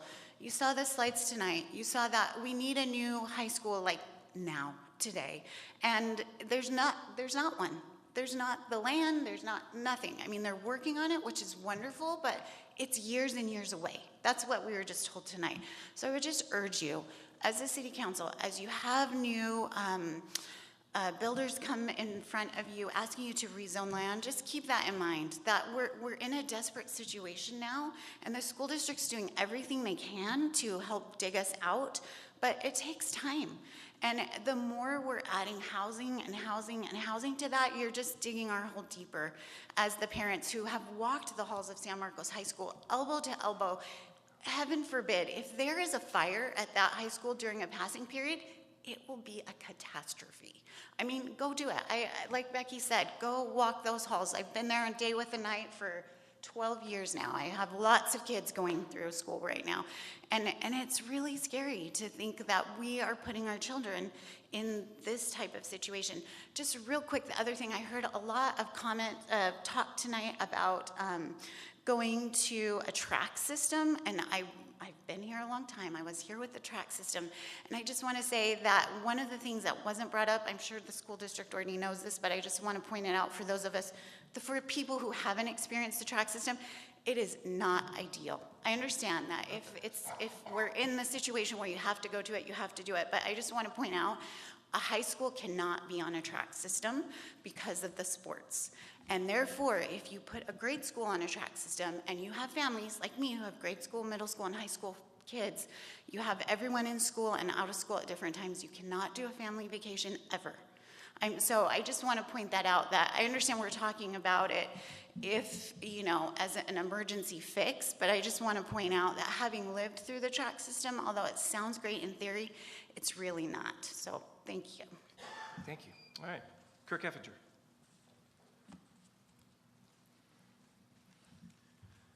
Well, hello, everybody. Hello, Kirk. It's been, 4 hours now we've been standing around here? Like 3. I just wanted a couple of things. First thing I wanted to bring up was this is a question for the school district. How many inter-district transfers have you had? How many of you accepted from outside your district to come into San Marcos Unified? That would be a question you can answer now or later, I don't care. The other thing that I do commend you for is the fact that you're trying to make some long-term plans with regard to your facilities. My kids went to this school district, 21 years worth of San Marcos School District. Very proud of this school district. I helped get the 1996 bond passed, and I was in favor of Prop K. I'm now involved in a different school district, and that school district is, they're having declining enrollment, and part of that declining enrollment, they have 23 campuses, and now they're looking at getting rid of a couple of those campuses.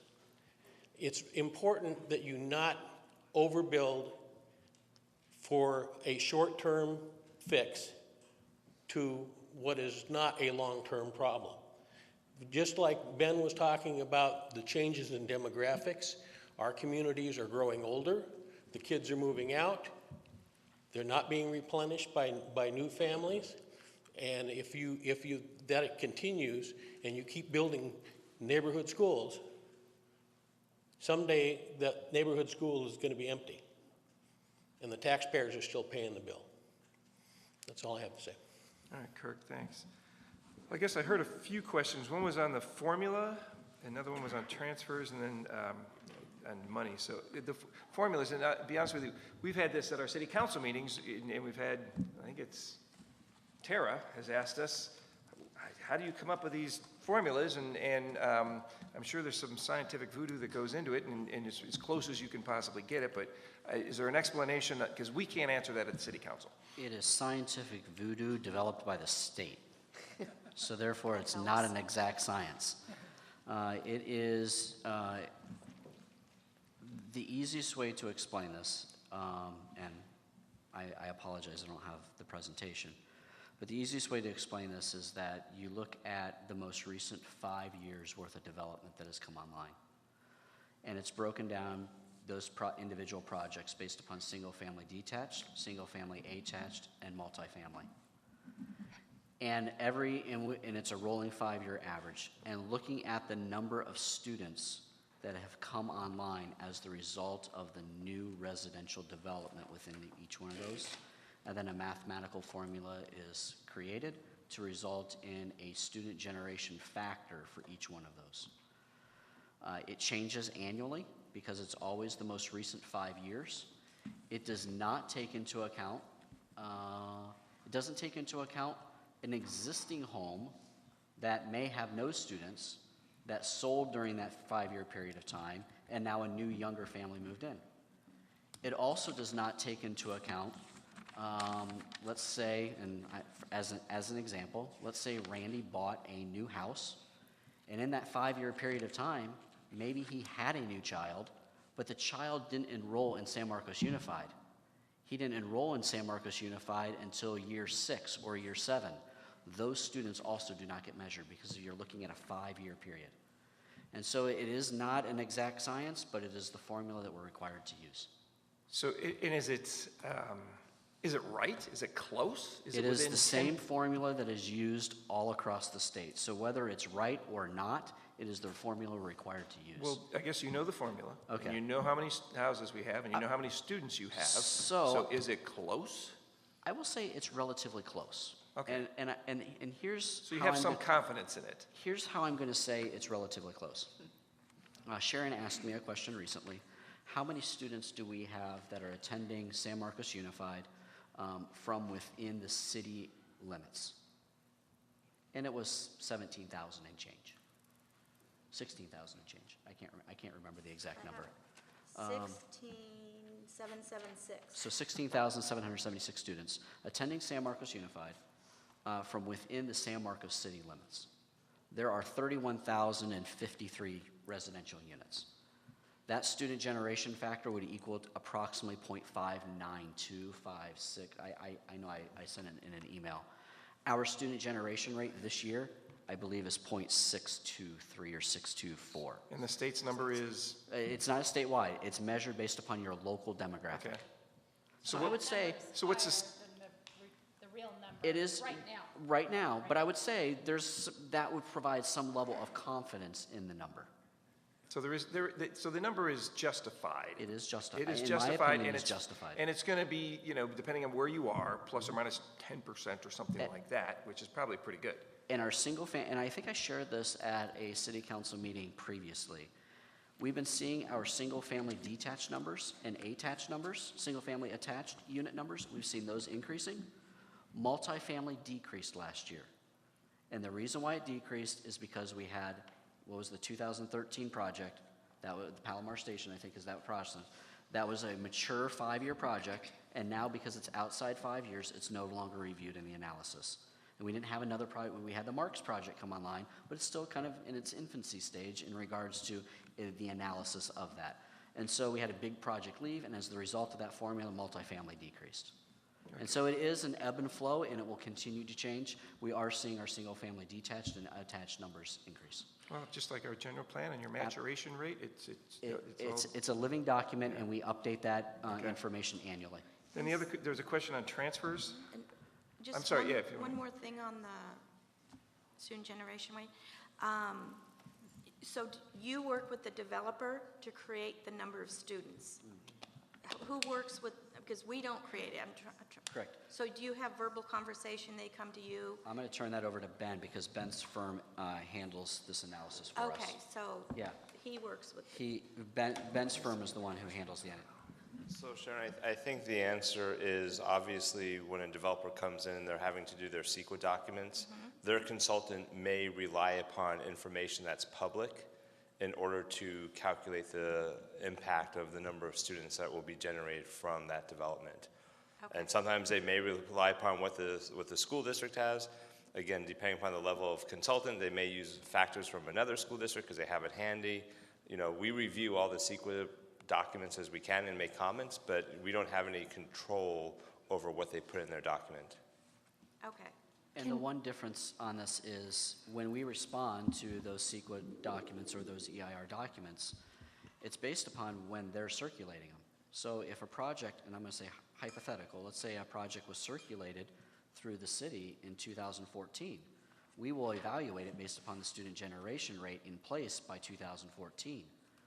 But if the construction starts building in 2017 or 18, that student generation rate will have changed, and unless that document or it's brought back to City Council or the Planning Commission for a review, there's no opportunity to update that information based upon the newest and most up-to-date information. Which sometimes could be a benefit and sometimes could be a negative, depending on where those numbers are falling. Agreed. So I have a question, because Ben just stated that when the developers come in and they're doing their application, they're going through their CEQA process, that they are just choosing any formula? I have not seen that where they're just getting to choose the formula that they use. I will say, I think what Ben is referencing is his experience across the state. I will say the developers that I've had the privilege of working with in San Marcos Unified have, during my almost 3 years now with the district, I've had a great relationship with them and providing them updated information, and they are trying their best to use the most current data available for student generation.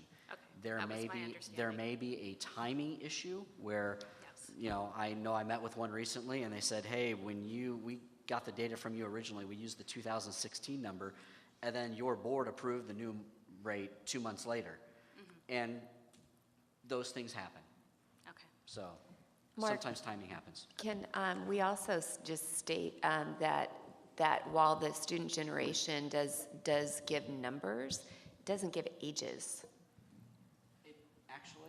It does break it out between ages. Okay. In the student generation report, it is broken down between, so they have an each one of those idea numbers, where they're going to be going to school. Or what kind of schools would be necessary due to that student generation? No, not necessarily. What I'm trying to say is, if you have, let's say your student generation rate is 0.5 in one of particular factors, it measures it at the elementary grade level, middle school level, and high school level. Okay. So it might be 0.4, 0.05, 0.05 in order to get to 0.5. It does break it out an individual.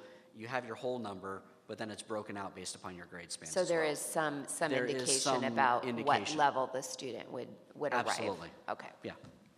And I think last March when we did this, the student generation rate, you know, the actual and the rate that the state required us to use was about 15%.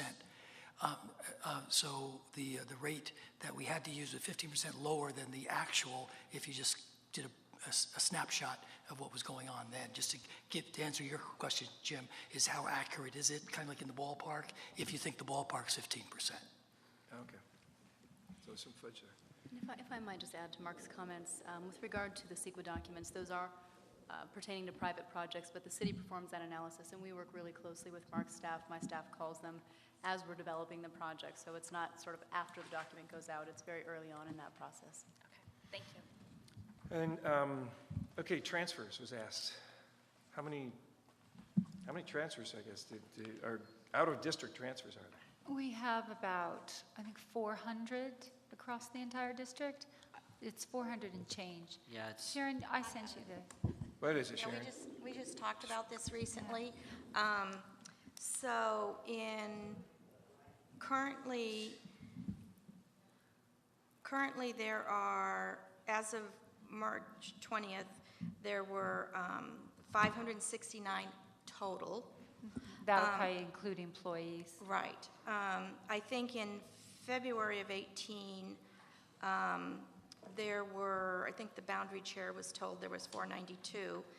And in the letter, Mark, we talked about this when we first started the task force, or actually at the March meeting, there were 285.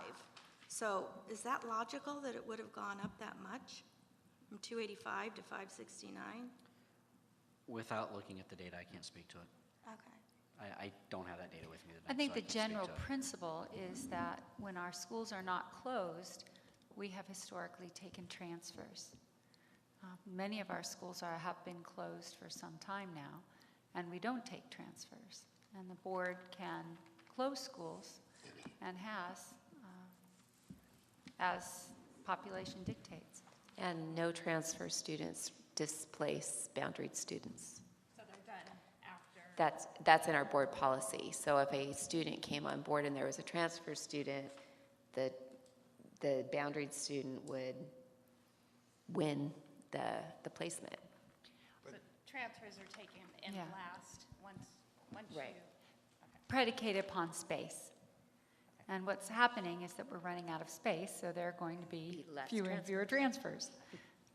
Yeah, and it's been a long-time policy of the school district that allows employees who might live outside the district to bring their kids to go to school in San Marcos Unified School District. I don't know what percentage of that 500 number is I think it was about employees' 100 children, but I think we it have was two. 136 or 130. 132 currently for Okay. staff order.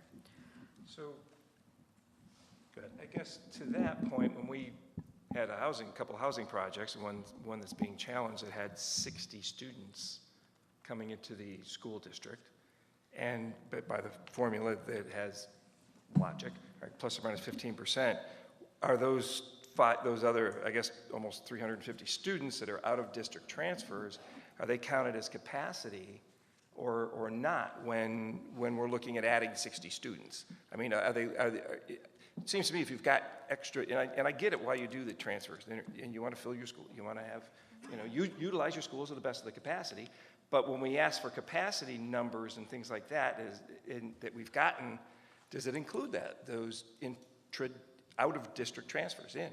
It would, because they're here. And until their transfer is rescinded, they're here. But if we add, so that was a big issue when we were including like 60, whatever the number was, 65 students from a 220 housing project. It seems like if you've got out-of-district transfers, you'd be able to absorb those kids. It's not, you're assuming that those students are in the schools where the development is occurring as well. True.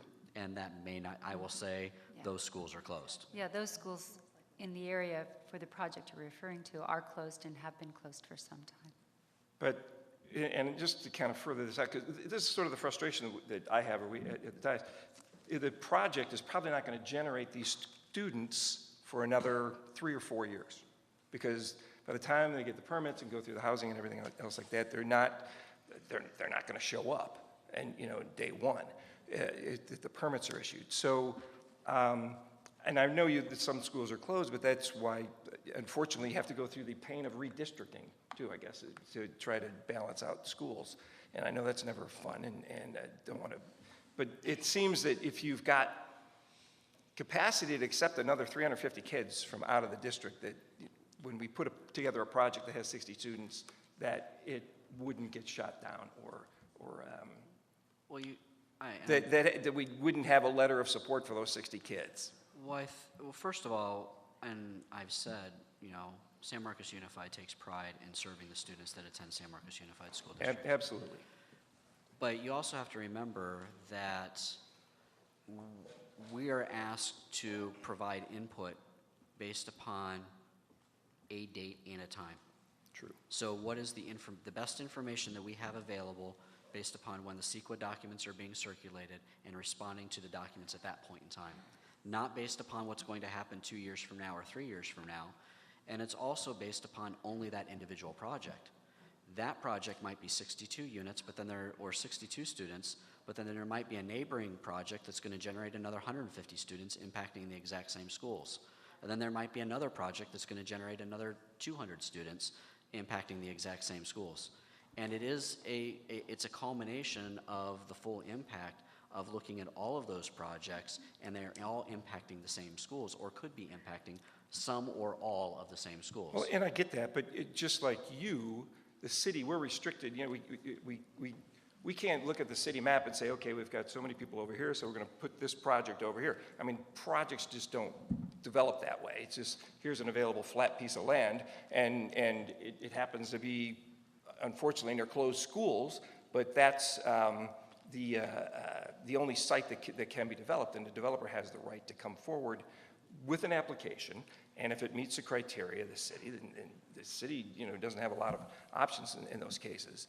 And I guess the tool in the toolbox is redistricting at that point, when it gets to be so bad. So if I can, so when a developer comes in, I'm assuming that the city studies the infrastructure to determine whether or not there's enough water, sewer, streets in order to accommodate those new units, correct? And if there's not, then you require that developer to pay for that infrastructure. True. We don't have that right. That's the big difference. We don't have that right to force that developer to fund the schools. Okay. You have that right for infrastructure. We don't have that right for schools. But you can put in CFDs. All the CFD is a financing mechanism to allow us to finance the fee of 35% of the impact in order to maybe get an extra 5, 10, 20% of the fee, not to fund 100%. We would love if the developers funded 100%. We don't get 100% out of developers either for infrastructure. We get it's called fair share. Yeah. They mitigate for what their cost. So That's right. That's all we want. We want them to mitigate the cost of the school impact. Yes. Just like they have to mitigate the cost of the water, the sewer, the streets. Yeah, they're not putting in a new sewer plant for 220 units. They're putting in Right. capacity lines. That's right. And we're not asking them to build a new elementary school, but we're asking them to make sure that there's enough classrooms, libraries, multi-purpose room, cafeteria, restrooms, all the things that we need in order to service them. And that's where the big challenge comes. And I will tell you... Well, I think they would argue that, and I don't know, because I'm sitting on this side of the table, I'm not an applicant developing something, but they pay development impact fees, correct? Which is, again, a result of a suspension of a trilogy of court cases that doesn't allow us to have the same seat at the table that the city council has for its infrastructure. So the fees that they pay are hopefully insufficient to cover the impact that they're creating. But I think we've had a discussion that there's also regulation that doesn't allow us to mandate. That's right. Beyond But what's all I'm required. saying is you cannot treat the infrastructure of schools similar to the infrastructure of water, sewer, and streets, because you have the right to impose a fee equal to the impact. I think we would probably have to, I'm looking at a representative from our city attorney's office, and we need to discuss that as a council. I'm not saying that you should impact or require a fee for schools. I'm just saying that's the way the world works today. That is the way the world works. And I think another part Well, is... I'll tell you what, Ben. This is not us to argue with you, the consultant. This is really for us, I think, as a board to kind of discuss. I just hear things that you're suggesting that's easy Well, I'm just saying the perception... to modify boundaries. It's not easy to modify boundaries. No, I know that. And so maybe what we should do, like some other districts do, is say, okay, Mr. Developer, if you want to build, even though you're 60 units, and you're 200 units and you're 60 kids, our school is full, you know what? There's a school across the district that has space. And I think they did that with the MU4 and then changed it later, but I think they do I think the governing board does do that. I guess my thing is just it's a perception, I think, of the citizens to where if you're saying you're at capacity and accepting 350 kids. It's actually 437. Whatever, a large number from out of district, it causes more head scratching, I think. It's just more of a perception thing. And it's not a right or wrong, it's just a perception thing. And, So and thank I you would very just much. argue there's probably places in the city where there's a lot of space for cars to travel, and there's other places where there's not. And so we have the same infrastructure constraints that the city has. And so when we're talking about it, you can't talk at a global level and say, well, you've got 300 interdistricts. Okay. Why don't you just remove those? It doesn't solve the problem. Thank you. They're in the wrong spot. Thanks, Ben. Okay, that's okay.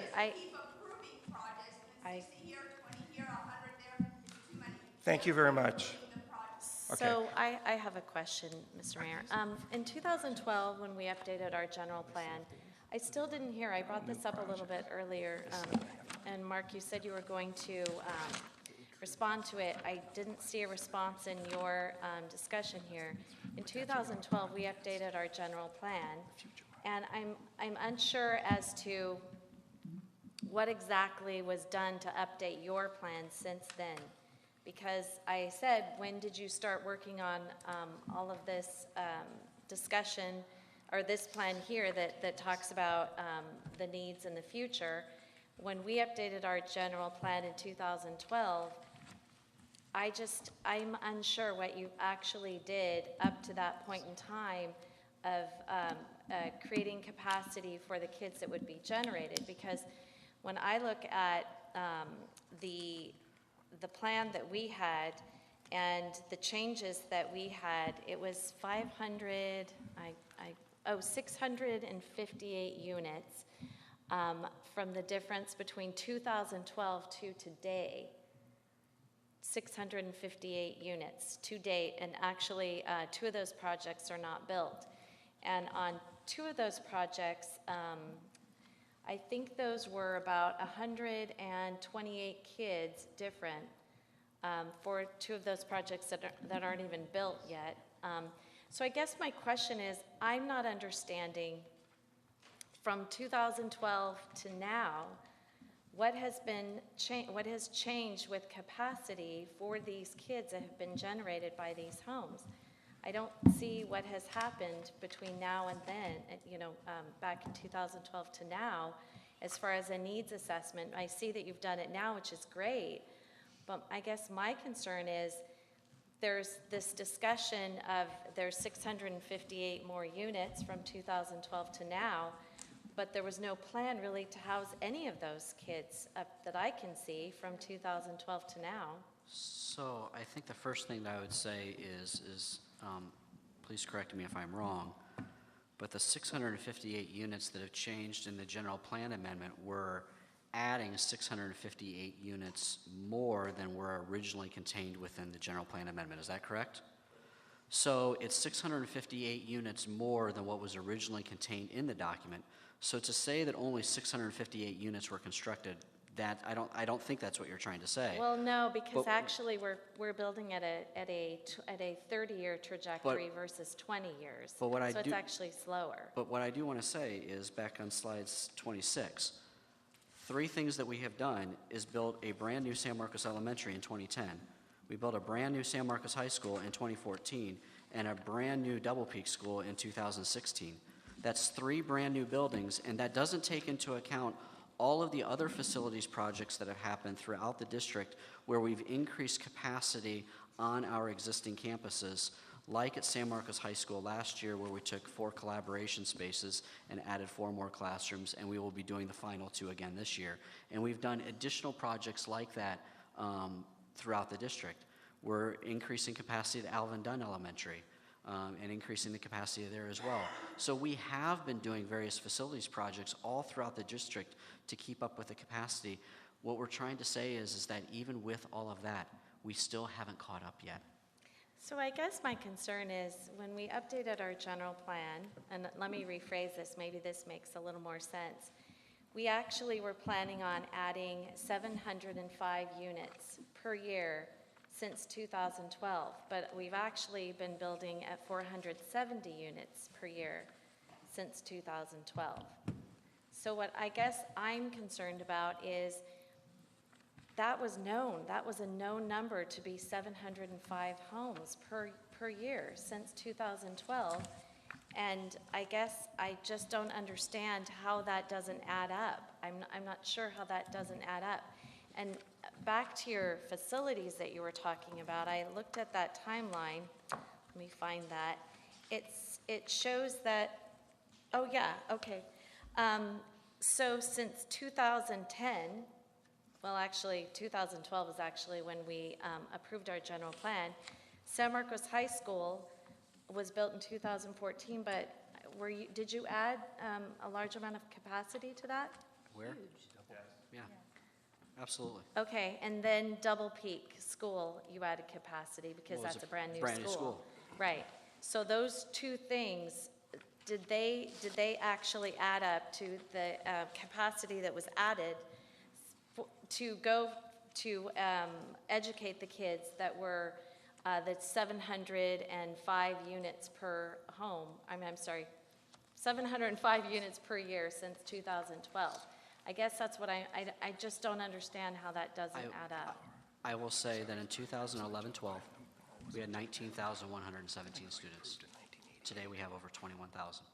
Okay, but that's not It's 2,000 necessarily all from San it's- Marcos. But it's 2,000 more students in 6 years. Okay. I think the bottom line, and we're now into our nearly 4th hour, is that we can't keep up with all the constraints we face. It is easier for you to approve growth than it is for us to build schools. I've been with this district for 17 years. Not a day I haven't been proud to work for San Marcos Unified School District. And I can only tell you the people here work very, very hard to make a district that allows you to sell homes that are above the very moderate sales price. We have contributed greatly to the development and the success of this city. We cannot keep up with what we face, the realities we face. So will our students feel something different as we grapple with this growth? Absolutely.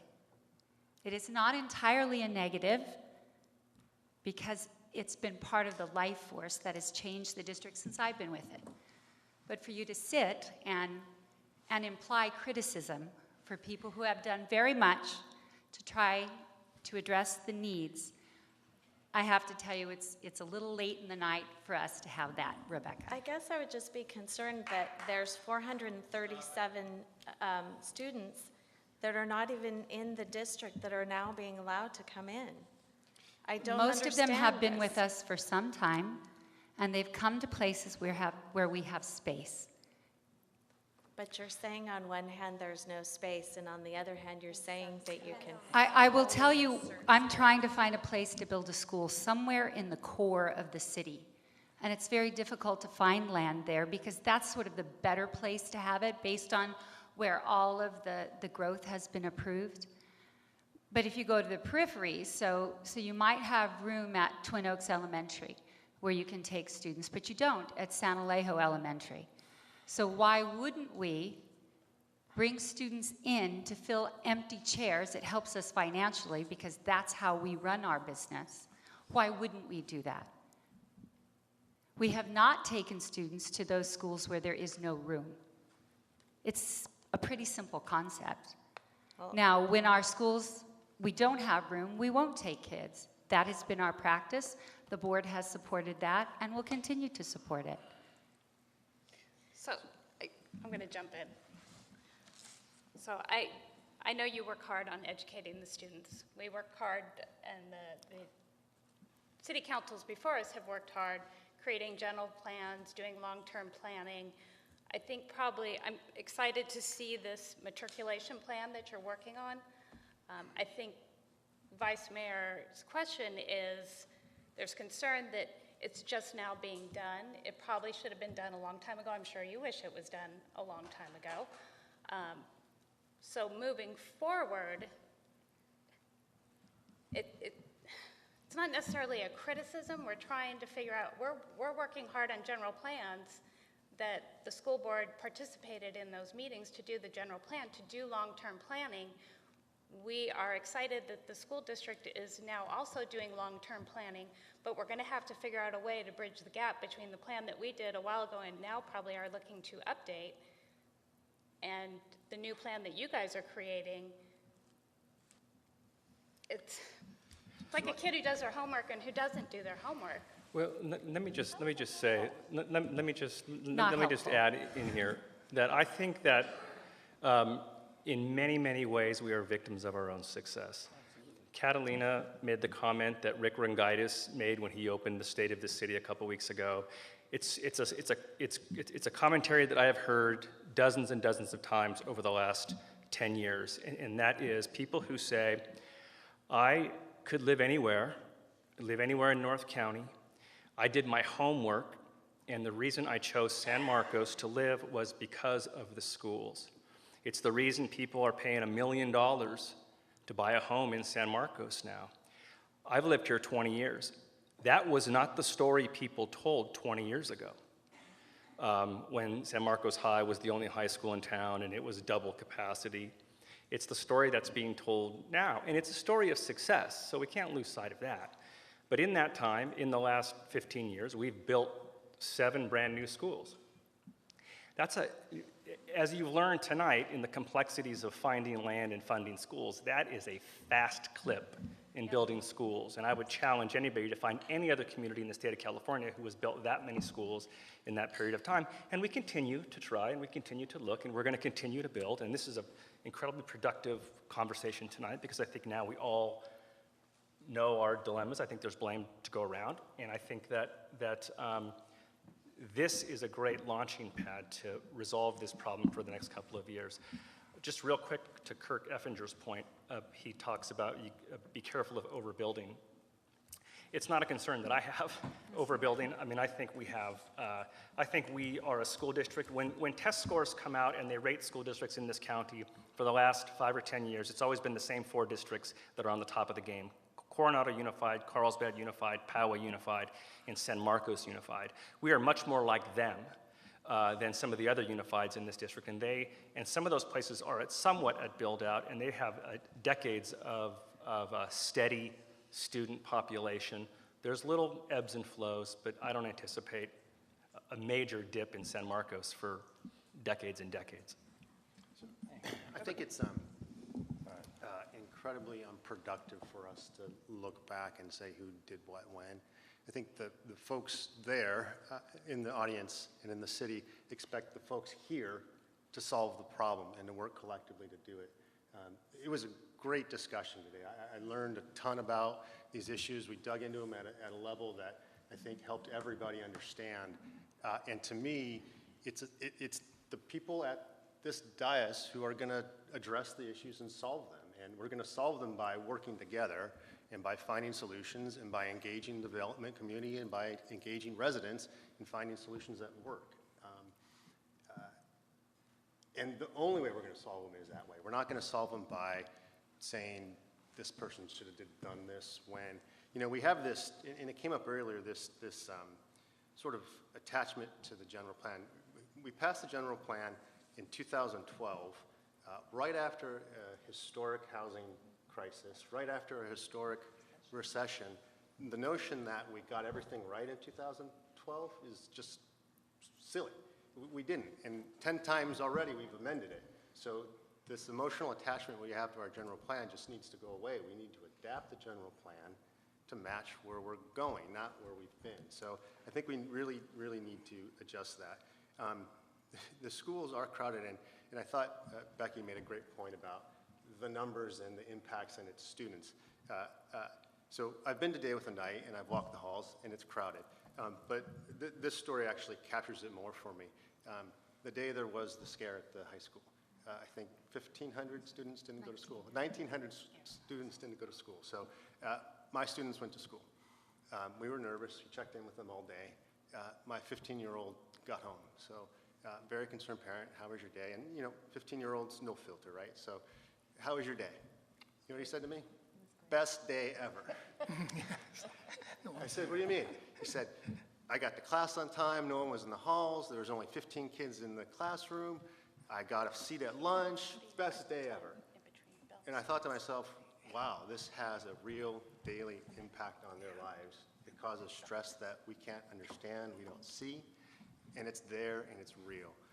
And I don't care whose fault it is.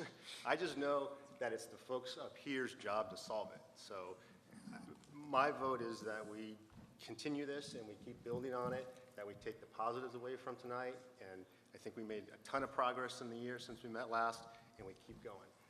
I have one other Thank you, point. Chris. I just want to personally thank you for that reasonableness. Sure.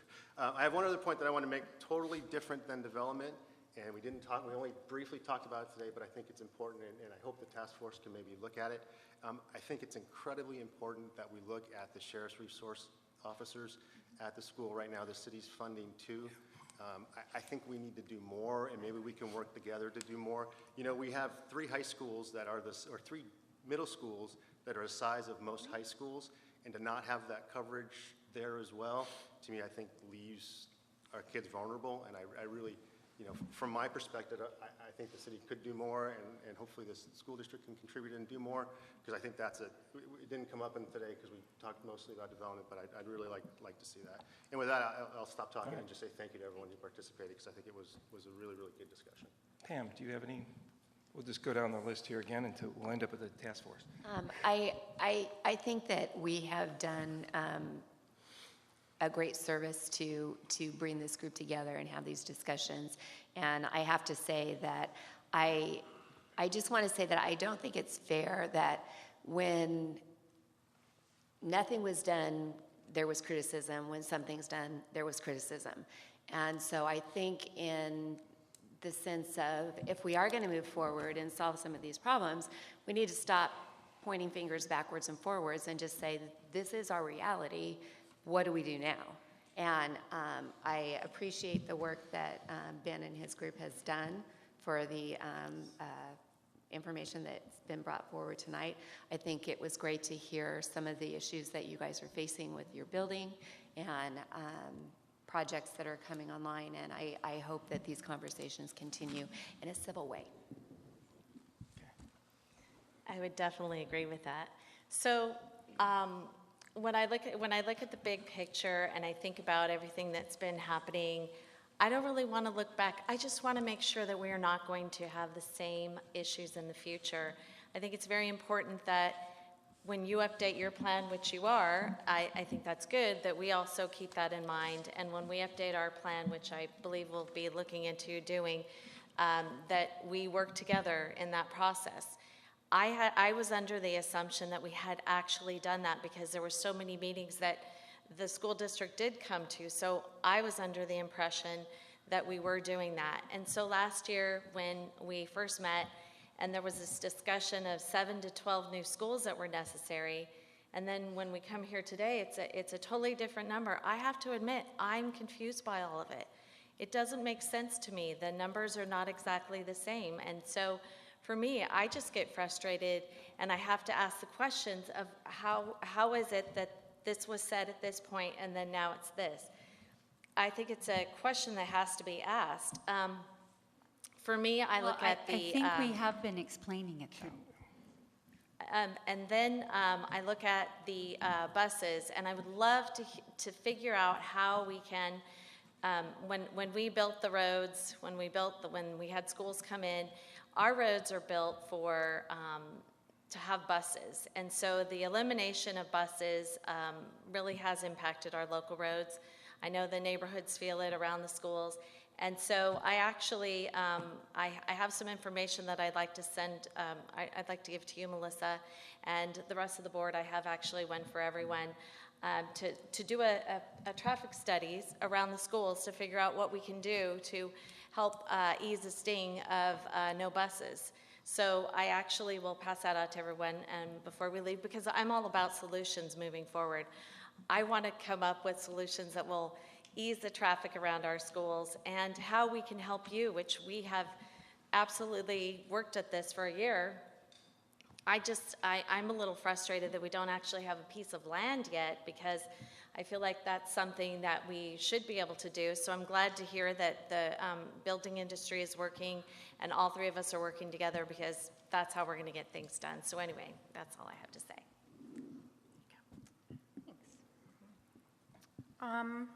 Yeah, I think that we have a lot to celebrate, and I think we have a lot of work that we still need to do. I think as far as tonight's concerned, that we hopefully met our goals, which were to educate each other about what we're each facing and how we can work together to move forward. And I think definitely the task force has its work cut out for it. I'm kind of glad I'm not on it, because you guys have a lot of work that you still have to do. And I look forward to hearing back from you. All right. Well, here I got one. I'm sorry. Thank you. You know, I agree with Randy that I think this is a, we're a product, this is our problem of our own making. I mean, the schools are great, and this is why people want to come here. And to say no to new people and stop building, to me, is not the answer. You just, and Melissa, I'm sorry that you were upset that, but I'm glad we had this conversation, because things need to be aired. And I think, I'm sorry I took it personally, but I think it's healthy that we got this out. I don't like the fact that I think the city's being thrown under the bus by building too much. I mean, this city is great because it was built that way. And it's great because, and the schools are able to build more and more and more because of the growth, not the other way around. I mean, I remember when this city there was more steel plates on the roads. And what the problem is, I think a lot of times, is folks just don't want to be inconvenienced. They don't want to be inconvenienced where, I've heard this said before, is, you're not in traffic, you are traffic. And you're not in overcrowding, you are the overcrowding. And you don't want anybody else to come in, but the new money is what really pays for things. And I think what I'm kind of getting out of this is, you can't keep up, but I absolutely think you can keep up. And the school district has in the past. The school district absolutely has, through all the growth that the city has seen. I mean, we've 95,000 people, and now it's going to start slowing down. And I commend the school district, and for being able to handle that and make adjustments and give every kid, no matter what the situation was, if they were year-round or if they were in rooms that weren't perfect, that they all got a great education. And I think that can definitely be continued. And it is new money coming in. And I noticed all the CFDs that you're collecting money on, those are all on new projects. Those are all on new projects. So the money coming in for new schools and the money you want to bond against are against new projects coming in. So if we stop building, you're not going to have that stream of money. And people all think that you can build the infrastructure in the schools first. That's not how it works. It's, when you think of how a town even starts, it starts with a few houses. And then they decide to get a school. Then they decide to build the streets. And that just continues on through and through. So I'm sure, and I do agree the task force should keep working. I have the utmost confidence in the school district that you will prevail and provide the best education that in North County and the countywide. I concur with that. But to say that we have to stop building and you just can't keep up, I think there's other ways and other solutions. Thanks. I said mostly what I wanted to say, but just to tag on to what Jim is saying, the problem is the way the system is set up, and that is the CFD money is helpful, no question about it, but it's never enough. And so when the children move in, if we get $5,000 or $5 million or $2 million, that goes into the kitty, but those kids have moved in and we have to educate them. And we have a system where the money finally arrives when we're at the crisis mode. And it's too bad. It couldn't be the other way around, that we couldn't get the money up front. Now, I think one of the takeaways tonight, hopefully, is how difficult it is to piece together funding to build a school. It is incredibly complicated. Even if we all agree we need a high school in 3 years, and even if we identify a piece of land and we go into escrow and we buy that land and we have the money to buy the dirt, we're still a long way away from figuring out how we're going to fund the construction of that one school, let alone 2 more schools. So even though I think we're all kind of on the same page at the moment about what our needs, our short-term needs are going to be within the next decade, I mean, we're still a long way away from figuring out how we're going to be able to fund that. We're a long way away from that, so. I'll steal this one. I know, it's past the mic. First off, I want to thank everyone for their presentations tonight. They were very informative. I think my one large takeaway that I have from the entire presentation is we have one common enemy, and that's the state of California. I think they love to do unfunded mandates. I think we're probably one of the lowest funded states when it comes to education. That's a travesty. It's a fabulous state. Our kids deserve better than that. I think that's a fight that all of us should join together and take up to Sacramento and try and make some changes. I think that would help us all immensely. I think having conversations like this that we're having tonight, that we've been having in the past, that the task force has been going through with the staff from both agencies, brings us to a place where we can hopefully understand each other, how we have a general plan, how it's amended potentially 4 times a year, what we do to update that plan. We're seeing what it takes for you guys to have to do your plans, your facilities plans, your matriculation plans, how difficult that is. We can relate. Our general plans are that difficult. And I think having these kinds of conversations are going to lead us to a place where we can, maybe the first step is identifying the land. Get it owned by the school district, and then hopefully we can figure out a way together to get those schools built. And maybe we're looking at different models. We're a unique city. We've done things unique to the way other cities have done them in North County. That's why San Marcos is so great. We think outside of the box. I think our school district has done a lot with a little, and I think they will continue to exceed expectations if we all work together. So I look forward to doing that and accomplishing that. So I want to say thank you. Yeah, I think this is a great opportunity to get together and discuss these issues. We have gone as a state from the top 5 to the bottom 5 as far as funding per student, as far as teacher-student ratio, you name it. We've gone from top to the bottom over several decades. And we fall to that. We look to the politicians and we say, you just have the wrong priorities. You're putting it into this area when you should be putting it into this area. So this time to get together is to discuss these things, because it's the collaboration. We don't all have the answers, but it's together, hopefully the better judgment will rule, so we can do more with less, because there's a lot of outside our control. As far as growth is concerned, growth has 2 aspects. One is revenue and one is problems. And the goal is to balance those out and not get the problems and then no revenue and vice versa.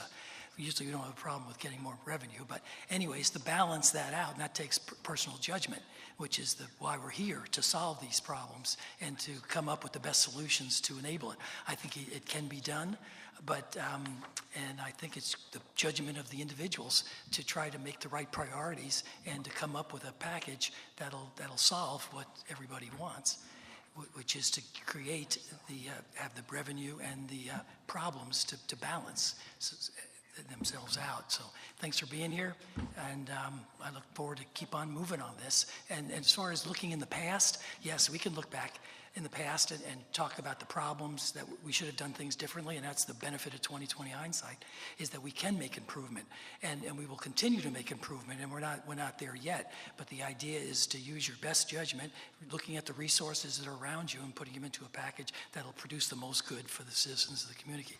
And I think that's our goal, and we're going to keep on doing that. So first I want to just touch on the task force a little bit. I appreciate the district's effort to include the city, and I appreciate that they're going to dig in and start this process. It's a long process. It takes time, and I think it's good to thoroughly research it for the benefit of the community. I'm glad that we're going to continue to meet. I think quarterly is plenty at this point. We've had spirited conversations, I would say, for the betterment of what we're supposed to do, and so it's been good. But I want to come back to something, and that's about education. And I have to just go back a little bit of history, Victor. And then I'll explain why. So my kids started in these schools 28 years ago, and I think Kirk might be the only one who might have kids that started before mine out there. And so there's been a lot of controversy over the years, and a lot of emotional issues. And you're going to laugh at some of these issues that were big, big deals. One of them was when the district decided to start school before Labor Day. That was a big issue for the community. I think that should switch back. Yeah. Another was when we changed from K-6 to K-5. That was a traumatic issue. Another was when we changed from a traditional school year to multi-track. And I will say, as a parent, I loved multi-track, and a lot of people and staff loved multi-track. Changing from one high school to 2 middle schools was a big deal. That's about when we came into the picture together. Changing back to a traditional school year from multi-track was a big issue. The one high school town to 2 was a big issue.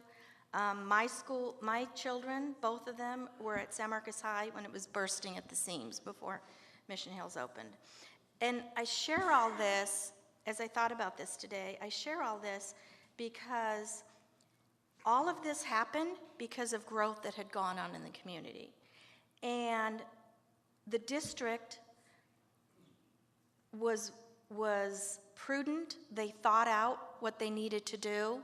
They involved the community, and they accomplished what they needed to get us through. But the one thing, and let me come back to education. The one thing that is the most, I think, important thing of San Marcos Unified is the teacher in front of the classroom. And those teachers, when we were switching them around and they only had a week and all these things that we went through, they never missed a beat. They gave the best education they could. They didn't care what was going on with the school board, believe me. They didn't care what was going on with the city, but the San Marcos teachers strive for excellence, and they're going to continue to do that no matter what decisions the school board has to make. I think these 5 school board members will make difficult decisions, and not everybody's going to agree with them. They're going to do the best they can with the information they have and come up with a way to deal with the situation. And I think the council will also continue to support and do what we can. And I just say, I don't think our teachers will skip a beat, and education will continue to happen in San Marcos. All right. Well, I think this is a testament to our community, how proud we are of our educational hub and our school district and our city, and that so many of you are still here at 10:15. This is, it's not easy to get up here, to do this. We're all getting paid $1 an hour at best. This is not our, but this is something that we needed to discuss and air, and it's painful sometimes, and not so much at others. But I think there's the commitment to move on, to keep San Marcos the great place it is, and we're going to do it and do the best we can. So thank you very much for being here tonight. All right, thanks.